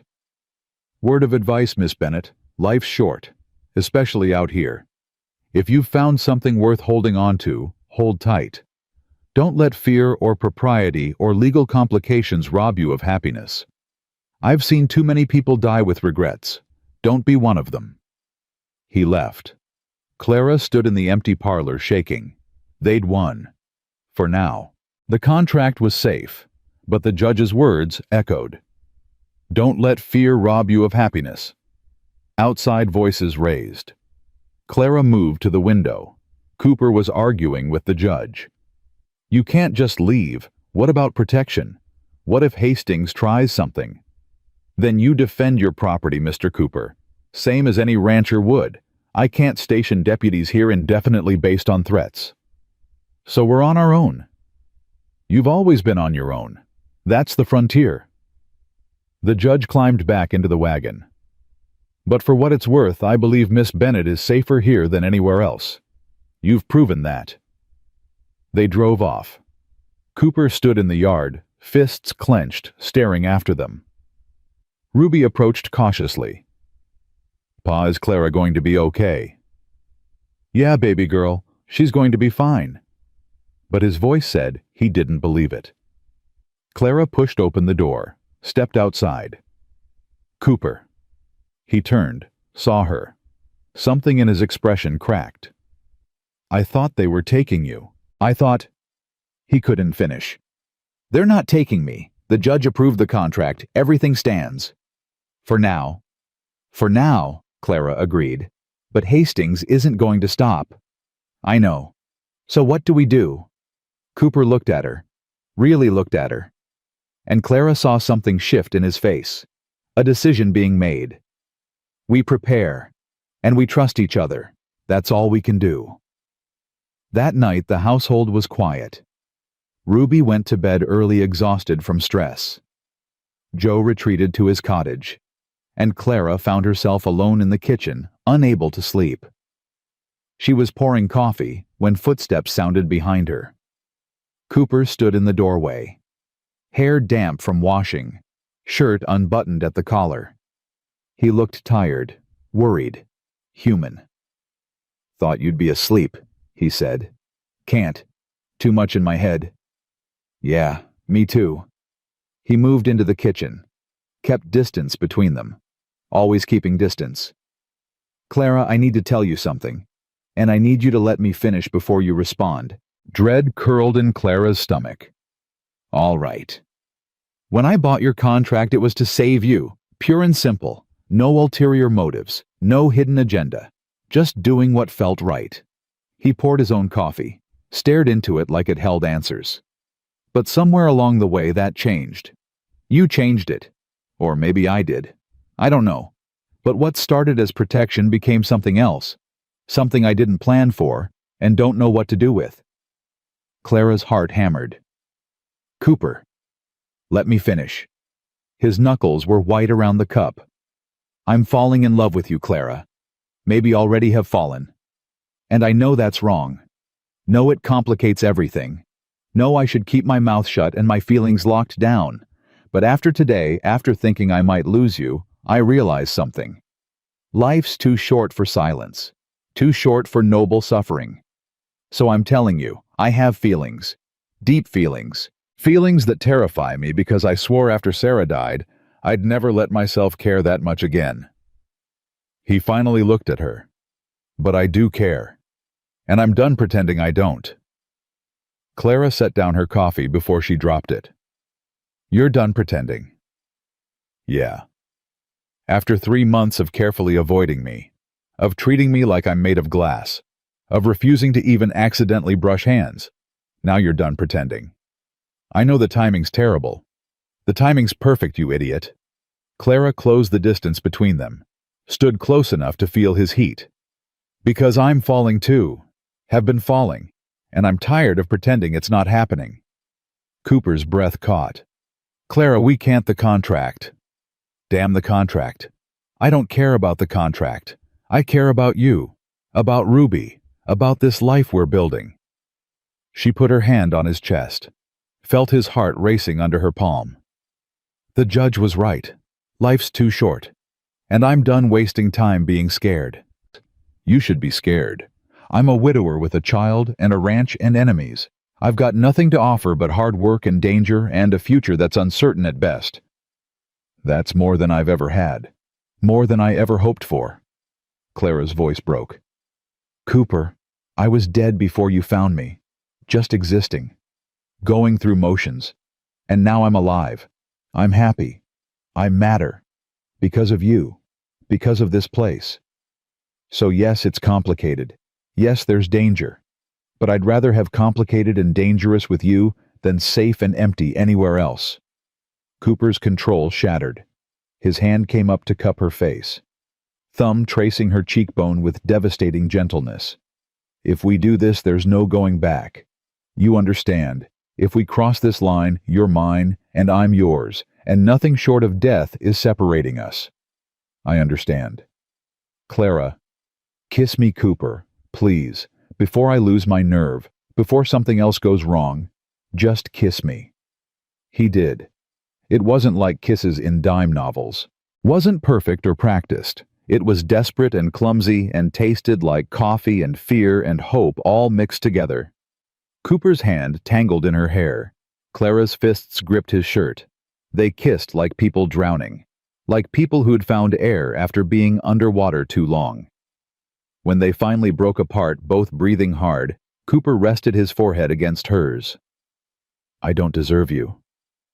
You saved me. I'd say we're even. Saved each other, maybe. He kissed her again, softer this time, sweeter. But Clara, this don't change the contract, not legally. We can be together, but carefully. Hastings gets wind of this, he'll use it against us. Claim impropriety. Claim I took advantage. Let him claim it. I'll tell anyone who asks, this was my choice. Still, we're careful. Private. At least until we figure out what Hastings is planning. How long? I don't know, but however long it takes, I'll wait. We'll wait, together. Clara nodded against his chest. Together. They stood there holding each other in the quiet kitchen, while outside the spring night sang with new beginnings. The next morning brought trouble on horseback. Clara was hanging laundry when she heard riders, multiple horses, moving fast. Cooper emerged from the barn hand already on his gun. Joe appeared from the equipment shed. Ruby stayed on the porch like she'd been taught, away from danger. 5 men rode into the yard, Hastings's men. Clara recognized 3 from the saloon. The other 2 were strangers, hard-faced, dangerous. They weren't here for conversation. Mr. Cooper, the lead rider said, we're here to deliver a message from Mr. Hastings. I ain't interested in his messages. You'll be interested in this one. The man smiled, cold, mean. Seems your northern fence got cut last night.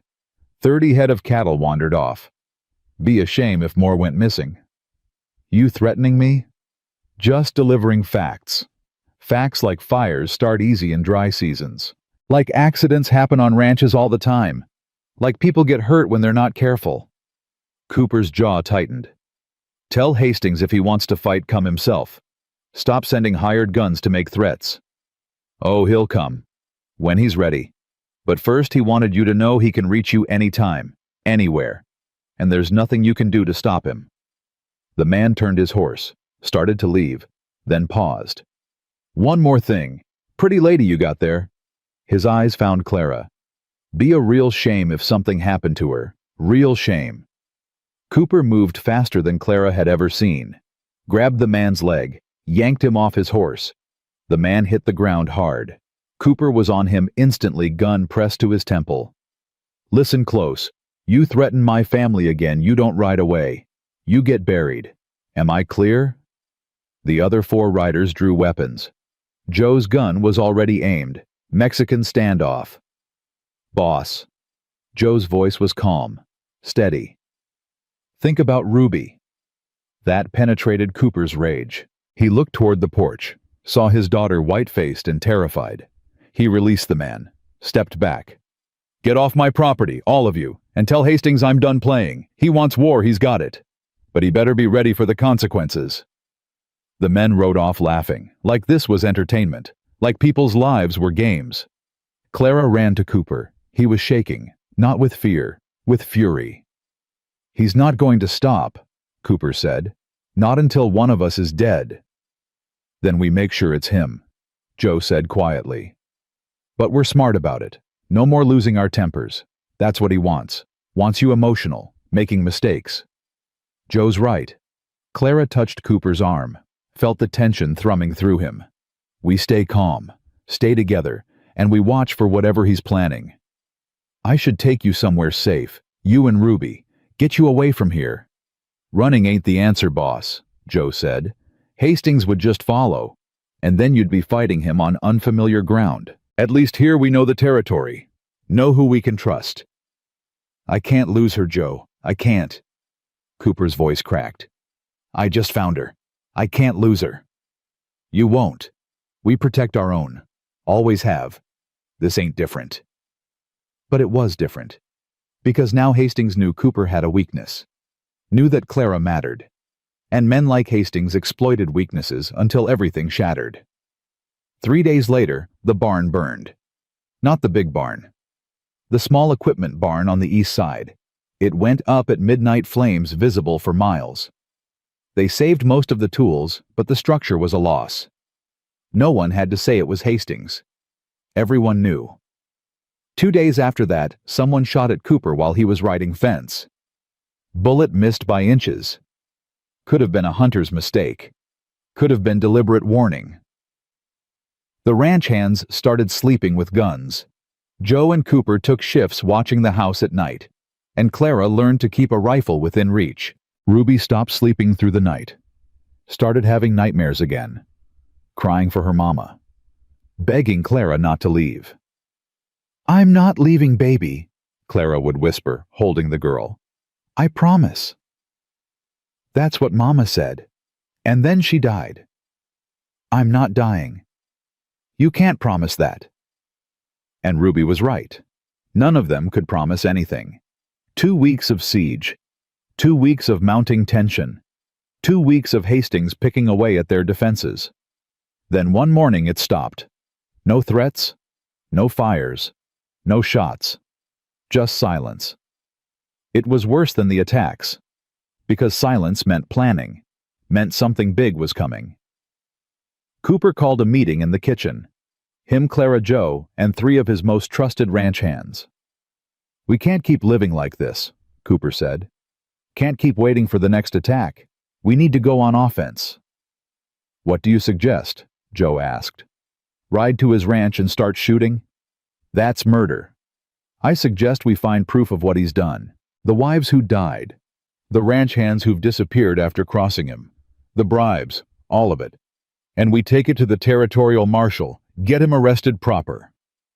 And if we can't find proof, then we make him come to us, on our terms, our ground."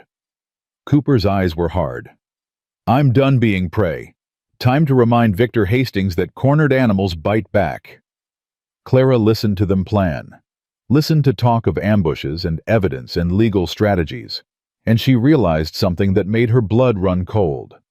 This wasn't ending peacefully. No matter what they tried, no matter how careful they were, this was ending in blood. The only question was whose. That night, Clara found Cooper in the barn. He was working on something, a wooden structure she didn't recognize. "What is that?" He startled, turned, saw her. "Project I've been working on, for Ruby." Clara moved closer, realized it was a swing, elaborately carved with flowers and vines. Beautiful. "Sarah used to push Ruby on a swing," Cooper said quietly. "In the old place before we moved here. Ruby talked about it all the time after Sarah died. How Mama would push her so high she could touch the sky. So I thought—" His voice roughened. "I thought maybe if I built her a new one, she'd have that piece of her mama back." Clara's eyes burned. "It's beautiful." "It's half finished. Keep getting interrupted by Hastings's garbage. Keep thinking I'll never get to complete it. Keep thinking—" He stopped. Set down his tools. "I'm scared, Clara. For the first time since Sarah died, I'm genuinely terrified. Because I got so much to lose now. Got Ruby, got you, got a reason to keep living, and Hastings knows it. Knows exactly where to hit to make it hurt worst." Clara crossed to him, took his hands. They were rough with work, scarred with old injuries. Real, solid. "We're not dying. None of us. We're surviving this. Together." "You can't know that." "No. But I can fight for it. And so can you.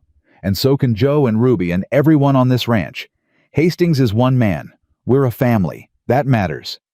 Cooper pulled her close, held her tight. "When this is over, when Hastings is gone and we're safe, I'm going to marry you. Proper. In front of everyone. Contract or no contract, I'm making you mine legally. I'm already yours. Then I'm making it official." He kissed her, hard, desperate, like sealing a promise. "You're going to be Ruby's mama, my wife, and we're going to have a life together. A real life, I swear it." "I know.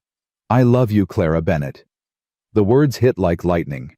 First time he'd said them plain. First time without hesitation. "I love you too," Clara whispered. "God help me, I love you too." They stood there holding each other in the dim barn, making promises neither knew if they could keep. But they made them anyway, because hope was all they had left.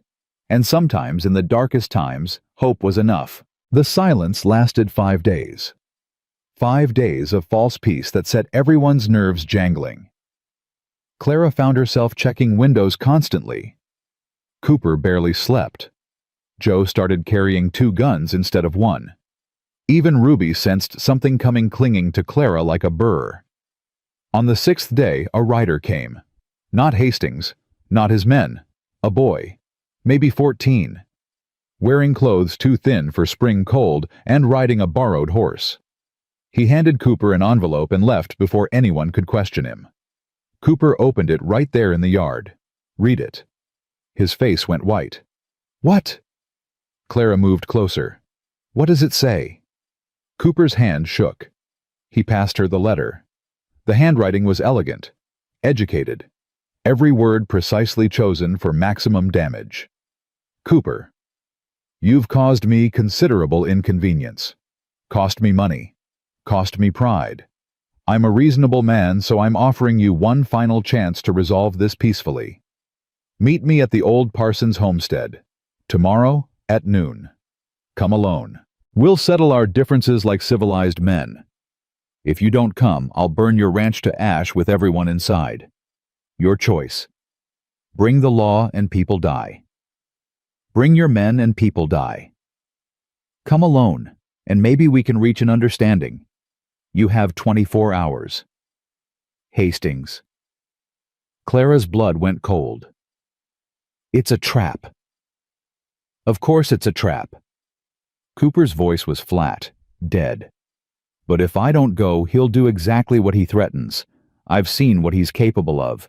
He'll burn us out and laugh while we burn. Then we all go.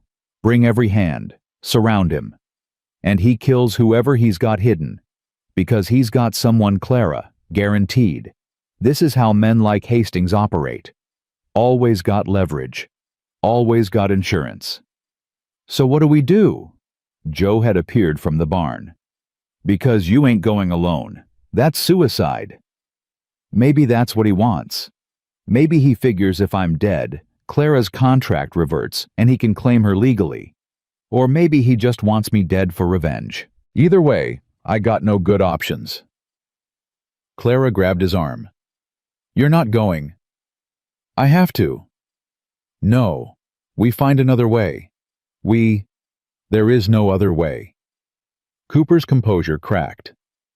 "Don't you see? He's got us cornered. I go, maybe I die. But maybe I can reason with him. Offer him something. Get him to leave you alone. If I don't go, he kills everyone I love, and I live with that for however long before guilt finishes me. So tell me, Clara, what choice do I really have?" Ruby started crying on the porch. Loud, terrified sobs. Clara wanted to go to her but couldn't move. Couldn't breathe past the fear closing her throat. "There's always a choice," Joe said quietly. "And the choice here is, we're smarter than him. We plan better. We use his trap against him." "How?" "You go, but not alone. We follow at a distance, hidden. When he makes his move, we're ready. We end this. Permanent." "That's murder." "That's survival. He comes at us, we got the right to defend ourselves. Law says so. And if he's planning to kill you anyway, then we're just evening the odds." Cooper was quiet for a long time. Then he nodded slowly. "All right, we do it your way, but Clara and Ruby stay here, safe." "No." Clara found her voice. "I'm coming with you." "Absolutely not. He's doing this because of me. I'm not hiding while you risk your life." "That's exactly what you're doing.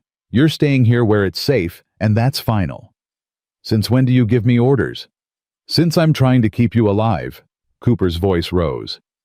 "Damn it, Clara. I can't fight him and worry about you at the same time. Please, please just stay here with Ruby. Let me do this without—" His voice broke.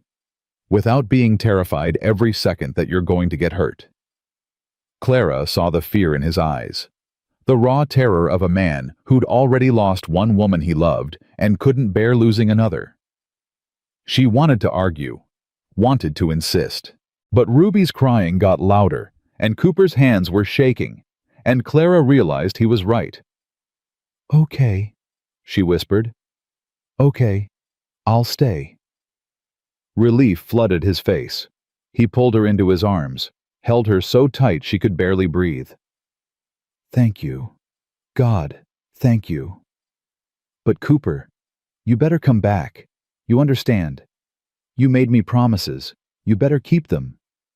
I will. I swear I will. That night, Cooper sat with Ruby until she cried herself to sleep. Then he spent an hour with Joe and the ranch hands planning, drawing maps, working out positions and signals and contingencies. Clara watched from the doorway, watched him transform from the gentle man who carved swings into something harder, something capable of violence if necessary.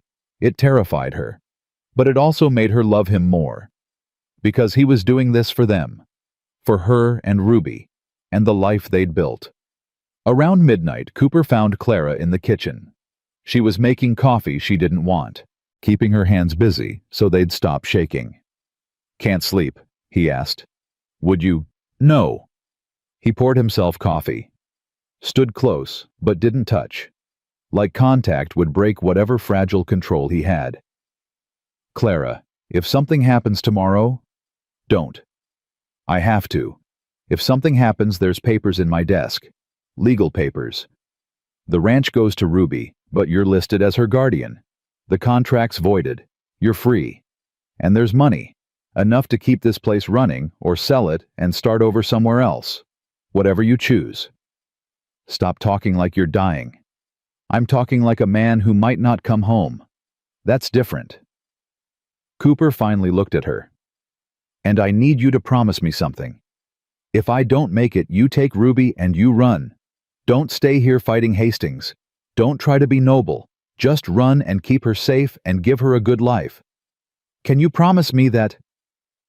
Clara's vision blurred. That's not fair. You can't ask me to. Promise me. Cooper. Clara, please, I need to know she'll be okay. That you both will be okay. That's the only thing that's going to let me ride out there tomorrow and do what needs doing. So please, promise me.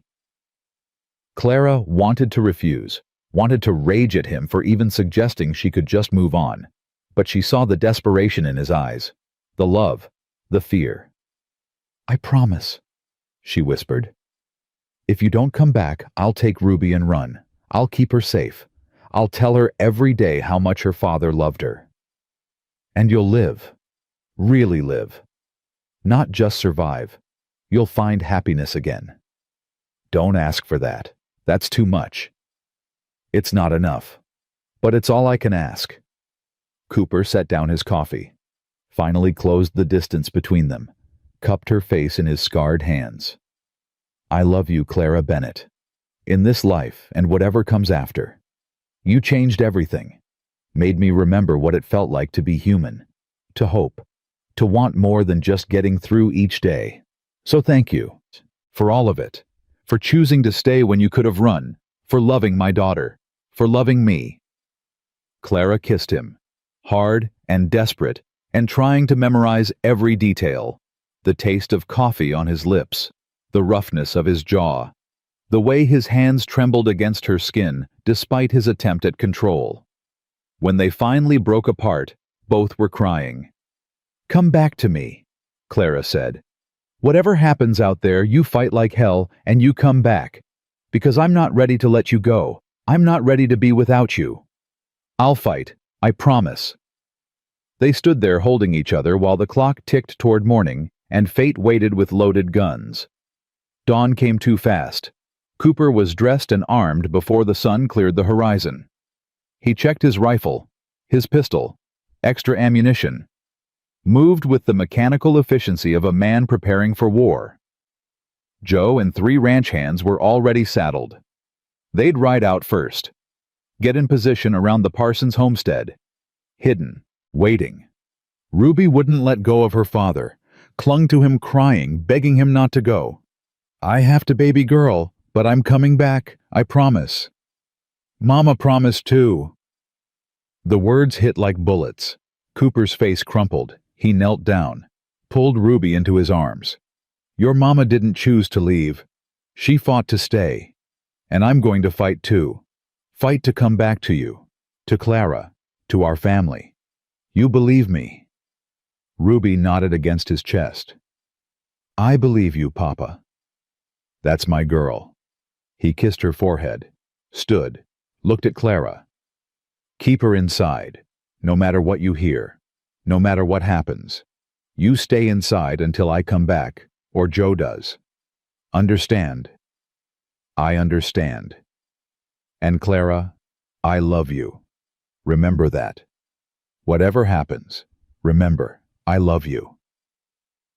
Then he was gone, riding out with Joe and the men, disappearing into the morning mist.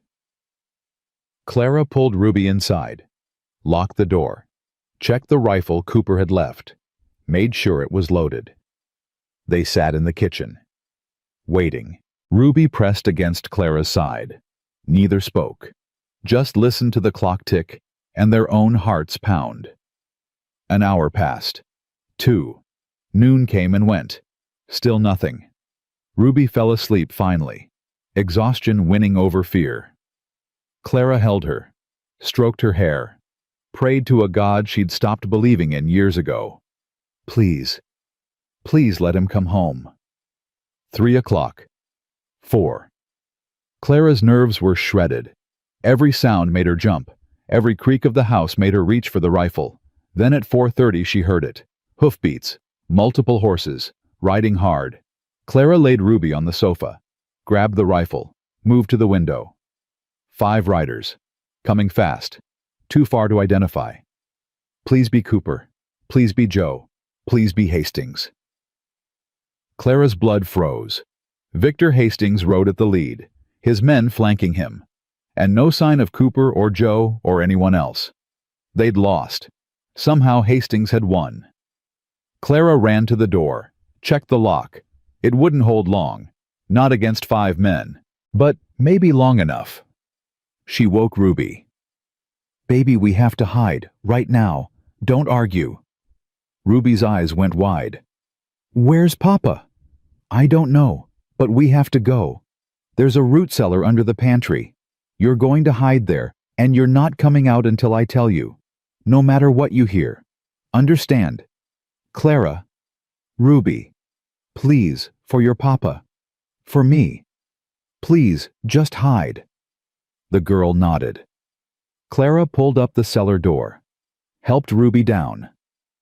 "Stay quiet. Stay hidden. I love you, baby." "I love you too." Clara closed the door, shoved the rug back over it, grabbed the rifle. The front door exploded inward. Hastings stood there, smiling, blood on his shirt. Not his blood. "Hello, Clara." She raised the rifle. "Get out." Now is that any way to greet a guest, especially after I've ridden all this way to collect what's mine? I'm not yours. I'm never going to be yours. See, that's where you're wrong. Cooper's dead. Ambushed him at the homestead. He rode right into my trap like the noble fool he was. Died quick, though, I'll give him that. Bullet to the heart. Probably didn't even feel it. The words didn't land at first. Couldn't land. Because they couldn't be true. Cooper couldn't be dead. He'd promised. He'd promised he'd come back. You're lying. Am I? Hastings pulled something from his coat, tossed it to the floor. Cooper's hat. Blood-stained. Bullet hole through the crown. Clara's legs gave out. She hit the floor. The rifle clattered away. Everything narrowed to that hat. That impossible, terrible hat. "Where's the girl?" Hastings asked. "The brat. I know she's here." Clara couldn't speak. Couldn't breathe. Couldn't process anything past the blood and the hole and the fact that Cooper was dead. Cooper was dead, and she'd never said enough. Never held him enough. Never. "I said, where's the girl?" Hastings grabbed Clara's hair, yanked her head back. "Tell me, or I start breaking things. Starting with you." Through the grief, through the shock, clarity came. Ruby. He wanted Ruby. And Clara had promised Cooper. had promised to keep his daughter safe. "She's not here," Clara said. "Sent her to the neighbors this morning." "Liar!" Hastings's grip tightened. "But that's fine. I'll find her, after I deal with you." He pulled a knife, pressed it to Clara's throat. "You cost me a fortune, cost me pride, and now you're going to pay for it, slowly, while I burn this place down around you." Clara closed her eyes, waited for the blade. Then glass shattered. Something heavy hit the floor. Hastings screamed. Clara opened her eyes. Ruby stood there, holding a cast-iron skillet. Hastings was on the ground clutching his head. Blood poured between his fingers. "Don't touch her!" Ruby's voice was shrill, terrified, but she held the skillet ready. "Don't touch my mama!" The words cut through everything. My mama. Clara moved on instinct, grabbed the rifle, pointed it at Hastings. "Get out, now, or I swear to God I'll kill you." Hastings staggered to his feet. Blood ran down his face. His smile was gone, replaced by pure hatred. "This isn't over." "Yes, it is." The voice came from the doorway. Cooper stood there, shirt torn, blood on his shoulder, but alive, alive. And behind him Joe, the ranch hands, all armed, all pointed at Hastings. "It's over, Hastings," Cooper said. His voice was death. "You're done." Hastings looked at the guns, at Clara holding the rifle, at Ruby with her skillet, at his men who'd apparently fled or been captured. "You can't prove anything. I'll say it was self-defense. You'll hang." Sheriff Hutchins pushed through the door. "Got witnesses who say you bragged about murdering Cooper. Got evidence of the fires, the shootings, everything. And Judge Morrison signed the warrant himself. Victor Hastings, you're under arrest for attempted murder arson and about 15 other charges that'll see you hanged." Hastings tried to run. Cooper shot him in the leg. He went down screaming. "That's for threatening my family," Cooper said. "And this..." He punched Hastings, hard, breaking his already crooked nose again. "That's for making them cry." The sheriff cuffed Hastings, hauled him away. His screaming faded into the distance. Silence filled the house. Then Ruby dropped the skillet and ran to her father. "Papa! Papa, you're alive!" "I'm alive, baby girl. I'm okay." Cooper caught her up, held her tight. His eyes found Clara's. "We're all okay." Clara couldn't move, couldn't speak, just stared at him. At the blood, at the tear in his shirt, at the hat on the floor. "The hat," she whispered. "He had your hat. There was blood. I gave it to him, told him it was the only part of me he'd ever own. He shot it. Thought he'd killed me, but I was wearing Joe's hat. We switched before the meeting. Figured Hastings might try something exactly like that. You let me think you were dead." "I'm sorry. We needed him to think he'd won. Needed him to come here, get him away from his ranch, away from his protection. And it worked. He confessed everything to the sheriff's deputy who was hiding in the barn. We got him Clara. It's over." "It's over," Clara repeated. Then she started laughing, or crying, maybe both. "It's over and you're alive and I thought..." She couldn't finish, just collapsed. All the fear and grief and relief hitting at once.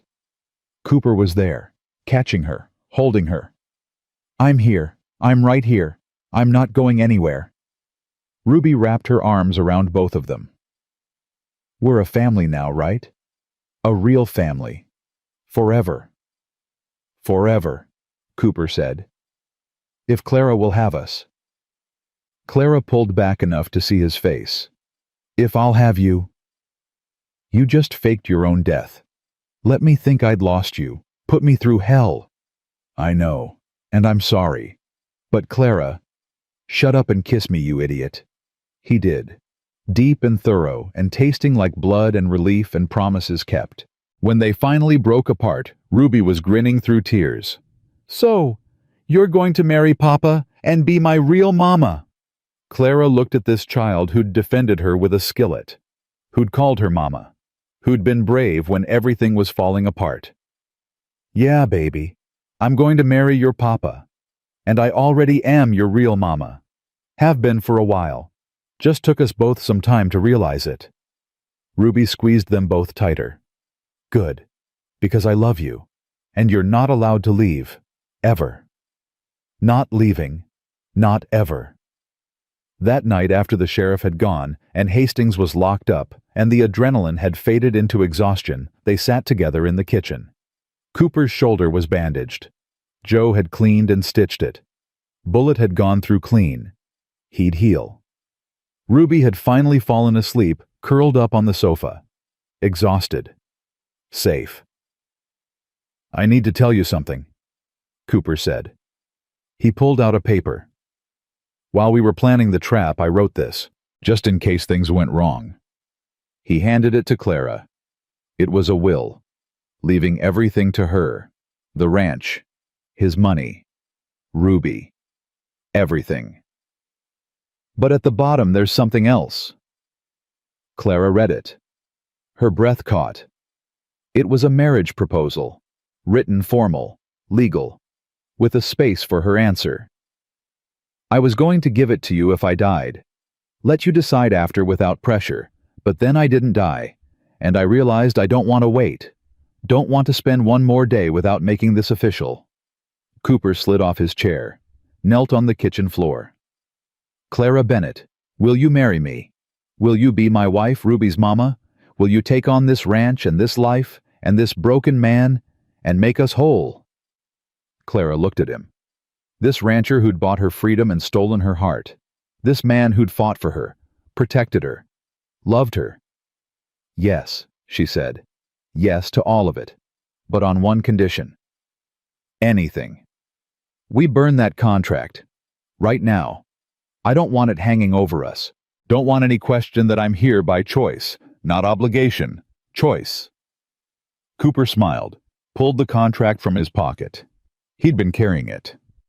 Already planned on it. They burned it in the stove, watched 7 years of servitude turn to ash, watched the past die and the future begin. Then Cooper kissed her, slow and sweet and full of promise. When? Clara asked. When do we get married? Tomorrow if you want. Next week. Next month. Whenever you're ready. Tomorrow, Clara decided. Why wait? Why wait? Cooper agreed. Outside, spring rain began to fall. Gentle, cleansing, washing away blood and fear and winter's last grip. Inside, a family held together, scarred, exhausted, but whole. And in the morning, they'd start building the life they'd fought so hard to claim. But tonight, they just held each other and breathed and were grateful. For survival. For love. For second chances. For the impossible grace of finding home in the last place they'd expected. Morning came with birdsong and the smell of coffee. Clara woke in the narrow bed disoriented. Then memory flooded back. Hastings arrested. Cooper alive. The proposal. Everything. She dressed quickly in Sarah's gray dress. No, not Sarah's anymore. Hers. The thought didn't sting like it used to. Sarah would have wanted her clothes worn, her family loved, her husband happy again. Clara touched the fabric. Thank you, she whispered to a woman she'd never met. For raising Ruby right. For loving Cooper enough that he knew how to love again. For leaving behind something worth protecting. In the kitchen, Joe was already cooking. He looked up when Clara entered, smiled. Morning, Mrs. Cooper, or near enough. It's still Miss Bennett. Not for long. Joe cracked eggs into a pan. Boss is already up. Been up since dawn. Nervous as a cat in a room full of rocking chairs. Where is he? Barn. Finishing that swing for Ruby. Wants it done before the wedding. Says it's important. Clara found him there. The swing was nearly complete. Beautiful carved wood sanded smooth hanging from strong rope. Cooper was testing the knots, making sure everything was safe. It's perfect, Clara said. He turned, saw her, his face transformed. You're really going to marry me today. Unless you changed your mind. Never. Not in a million years. He crossed to her, took her hands. I got the preacher coming at noon. Judge Morrison, too. He insisted on being witness. Said he doesn't get to see happy endings often, and he's not missing this one. Ruby's wearing her mama's Sunday dress. Joe's making a feast. And I'm terrified. Of what? That I'll mess this up. That I'm not good enough. That you'll wake up one day and realize you could have had better. Clara cupped his face. Nathan Cooper, you rode into a blizzard to save me. You fought off Hastings. You gave me a home and a daughter and a reason to live. You're more than good enough. You're everything. He kissed her, soft, sweet. Then pulled back. I got something for you. Wedding gift. He handed her a small box. Clara opened it. Inside was a ring. Simple gold band with tiny wildflowers engraved around it. It's not fancy. Can't afford fancy right now. But I had the smith in town make it special. Those flowers, they're the same ones Ruby picked for you that first week. The ones you put in a cup on the kitchen table. Figured it'd be a good memory to carry. Clara's vision blurred. It's perfect. You're perfect. And I love you so much it scares me. Good. Because I plan on scaring you with how much I love you for the next 50 years. Only 50? Well, I'm 36. 50 years puts me at 86. That seems optimistic for a rancher. Then we'll make every year count. They stood there holding each other in the barn while Ruby's new swing hung waiting, and the future stretched bright and possible before them. At 11:30, people started arriving. The neighboring ranchers came. Families who'd helped during the Hastings siege. Men who'd ridden with Cooper. Women who brought food and flowers and well-wishes. Even some townspeople showed up. The blacksmith who'd made the ring. The general store owner. The barkeep from the Silver Spur looking embarrassed but sincere. Figured I owed you an apology, Miss Bennett. Should have stepped in that night. Should have done something. So I'm here now, hoping you'll forgive an old coward for not being brave when it mattered. Clara shook his hand. You're here now. That's what matters. By noon the yard was full. Someone had set up chairs. Someone else had strung wildflowers around the porch. It looked nothing like a traditional wedding. Everything like a celebration of survival.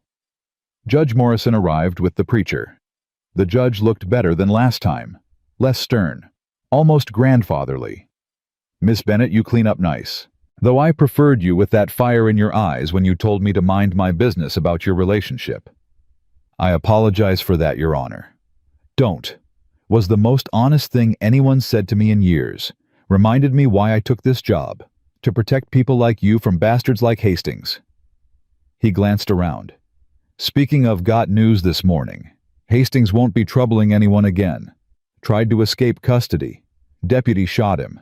Dead before he hit the ground. Clara should have felt something. Relief maybe. Satisfaction. Instead, she just felt tired. Good. He can't hurt anyone else now. No, ma'am, he cannot. The judge smiled. Now let's get you married before Cooper wears a hole in the porch from pacing.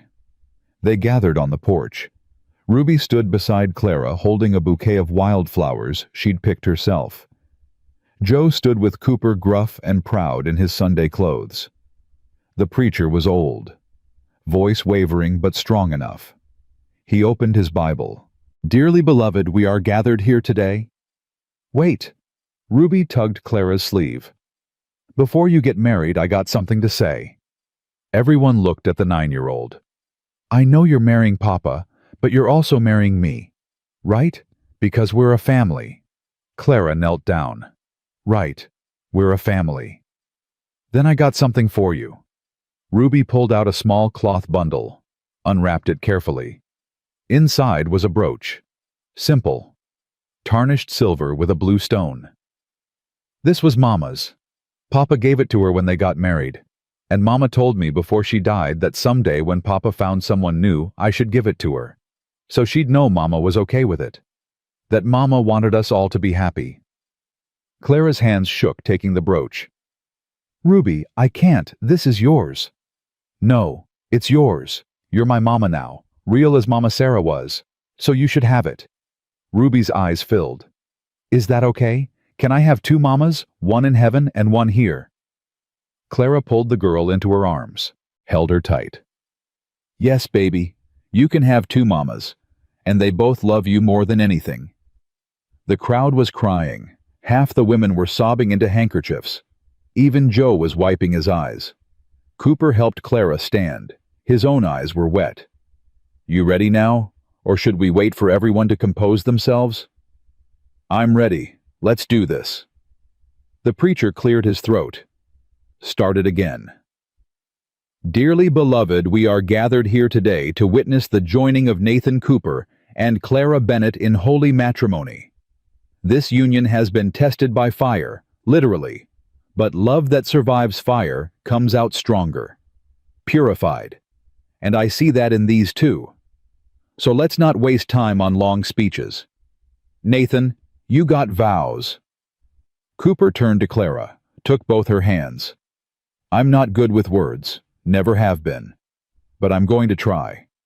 Clara, 6 months ago, you were a stranger, a woman I bought out of some misguided sense of doing right. I didn't plan on loving you, didn't want to love anyone again, but you changed that, changed me, made me remember what it felt like to laugh, to hope, to want mornings because you'd be in them. You're brave and strong and stubborn, and you make me better. So I'm promising you here in front of God and everyone that I will love you, protect you, stand beside you, for as long as we both draw breath. You're my wife, my partner, my heart, and I'm yours, forever. Clara was crying, couldn't help it. Your turn, I guess. The crowd laughed. Nathan Cooper, when you rode into my father's terrible deal, I thought you were just another man wanting something. But you weren't. You wanted to help, to save me, and you did. But more than that, you gave me a reason to be saved. You gave me Ruby, gave me Joe, gave me a home and a purpose and a family I'd stopped believing existed. You're patient and kind, and you carved your daughter a swing even while preparing for war. That's the kind of man you are. Good. Real. Worth every bit of faith I'm placing in you. So I'm promising you here in front of everyone that I will love you, stand with you, build this life with you. You're my husband, my future, my choice, and I choose you, every day, forever. The preacher smiled. I now pronounce you husband and wife. Nathan, kiss your bride before she changes her mind. Cooper kissed her, long and thorough and not remotely appropriate for a church ceremony. The crowd whooped and hollered. Ruby jumped up and down. Joe wiped his eyes again. When they finally broke apart, Cooper was grinning. How's it feel to be Mrs. Cooper? Terrifying. Perfect. Right. Yeah, that's exactly how it feels. They celebrated into the evening. Food and music and dancing. Ruby showed everyone her new swing. Cooper pushed her high, higher, until she screamed with laughter and joy. Clara watched them. Her husband, her daughter, her family. Joe appeared beside her. You done good, Clara Cooper. Real good. We all did. Couldn't have survived without you. That's what family does. Survives together.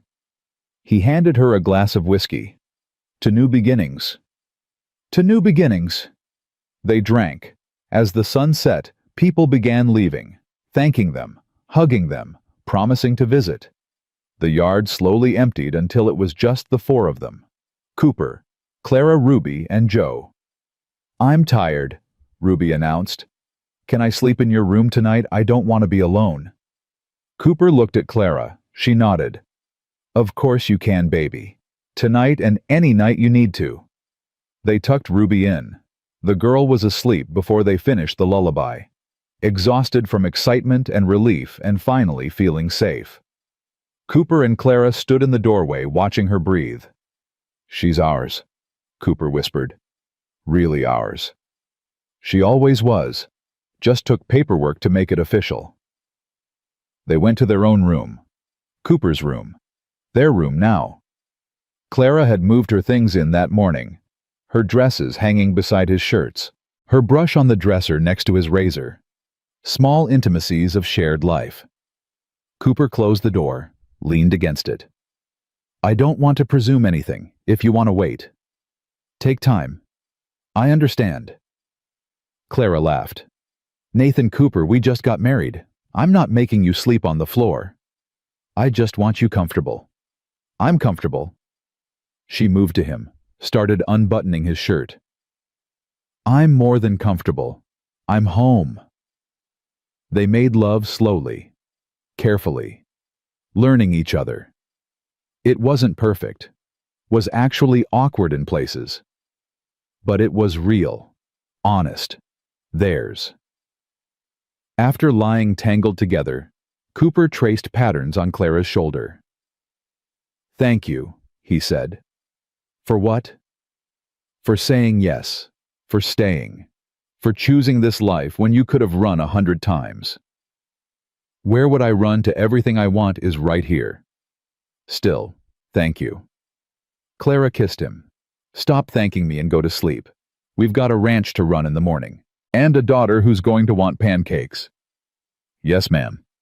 He fell asleep quickly, exhausted, safe, happy. Clara stayed awake longer, listening to him breathe, feeling his heartbeat under her palm, marveling at how far she'd come. 6 months ago, she'd been nothing. Nobody. A girl sold for her father's debt. Now she was Clara Cooper, wife, mother, rancher, woman who'd fought for her life and won. The future stretched ahead, uncertain in some ways, but bright, full of possibility. She thought about Sarah, about the woman who'd loved this man first, who'd given him Ruby, who'd left behind clothes and memories and a legacy of kindness. I'll take care of them, Clara whispered to the darkness, to Sarah's ghost if ghosts existed. I promise. I'll love them and protect them and make sure Ruby knows about you.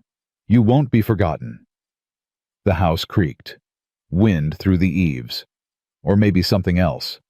Maybe acknowledgement. Clara closed her eyes, drifted toward sleep. In the morning they'd start their first day as a married family.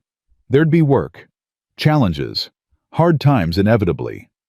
But they'd face it together, and that made all the difference. 3 years later, Clara stood in the kitchen making breakfast. Her hands moved with practiced efficiency. Eggs, bacon, biscuits rising in the oven. Outside she could hear voices. Cooper teaching Ruby to rope fence posts. The girl was 12 now, all legs and attitude and fierce loyalty. She could ride better than most grown men, could shoot straight, could handle ranch work without complaint. The door opened. Ruby bounded in. Mama, can we go to town today? I need new boots. Mine are getting too small. After you finish your schoolwork. But Mama, schoolwork first, then boots. That's the rule. Ruby grumbled, but went to get her books. Still called Clara Mama without hesitation. Still talked about Mama Sarah, too. Kept both women alive in her heart. Cooper came in. Kissed Clara's cheek. Something smells good. It's just breakfast. It's our breakfast, in our home, with our daughter. That makes it better than anything fancy. Clara smiled. You're sentimental this morning. Can't help it. 3 years married today. Still can't believe you said yes. Still can't believe you asked. He pulled an envelope from his pocket. Got you something. Clara opened it. Inside was a deed, for the land adjoining their ranch, 20 acres with a creek running through. Cooper, we can't afford. Already bought it, been saving. Figured we could expand, maybe build a bigger house. One with room for more kids if we're blessed. If you want that. Clara's hand went to her stomach. To the secret she'd been keeping for 2 weeks. Funny you should mention that. Cooper's eyes widened. Are you... About 3 months along. I didn't want to say anything until I was sure. He picked her up, spun her around, kissed her thoroughly. We're having a baby. We're having a baby. Ruby appeared in the doorway. "Wait, what, I'm getting a brother or sister?" "Looks like it," Clara said. Ruby whooped, ran to hug them both. "This is the best day ever. Can we name it after Mama Sarah if it's a girl? And can we still go get boots, because I'm definitely going to need them if I'm teaching a baby to ride?" They laughed. All three of them tangled together in the morning light.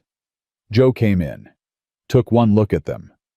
"What did I miss?" "Everything," Cooper said. "We're having a baby, Ruby needs boots, and apparently we're expanding the ranch." "Well," Joe grinned, "guess I better make extra biscuits then. We're celebrating." That evening, after supper and chores and Ruby had finally gone to bed, still chattering about baby names, Cooper and Clara sat on the porch. The swing he'd carved for Ruby hung empty, waiting for the next child to use it. "You happy?" Cooper asked. "Happier than I ever thought possible." "Me too." He pulled her close. "Sometimes I think about that night in the saloon. What would have happened if I'd looked away? If I'd decided it wasn't my problem? If I'd let Hastings take you? But you didn't." "No, I didn't. And it changed everything. Changed me. Changed you. Changed Ruby. All because I made one decent choice." "Best choice you ever made." Cooper kissed her. "Second best. The first was asking you to marry me." They sat in comfortable silence, watching stars emerge, listening to night sounds, breathing in the life they'd built. Inside, Ruby slept soundly, safe, loved, whole. In town, an empty jail cell reminded everyone that justice sometimes prevailed. And across Wyoming territory, word had spread. About the rancher who'd saved a woman from slavery. About the woman who'd fought back with a skillet. About the family forged in fire and hardship and impossible choices. Their story became legend. The kind mothers told daughters.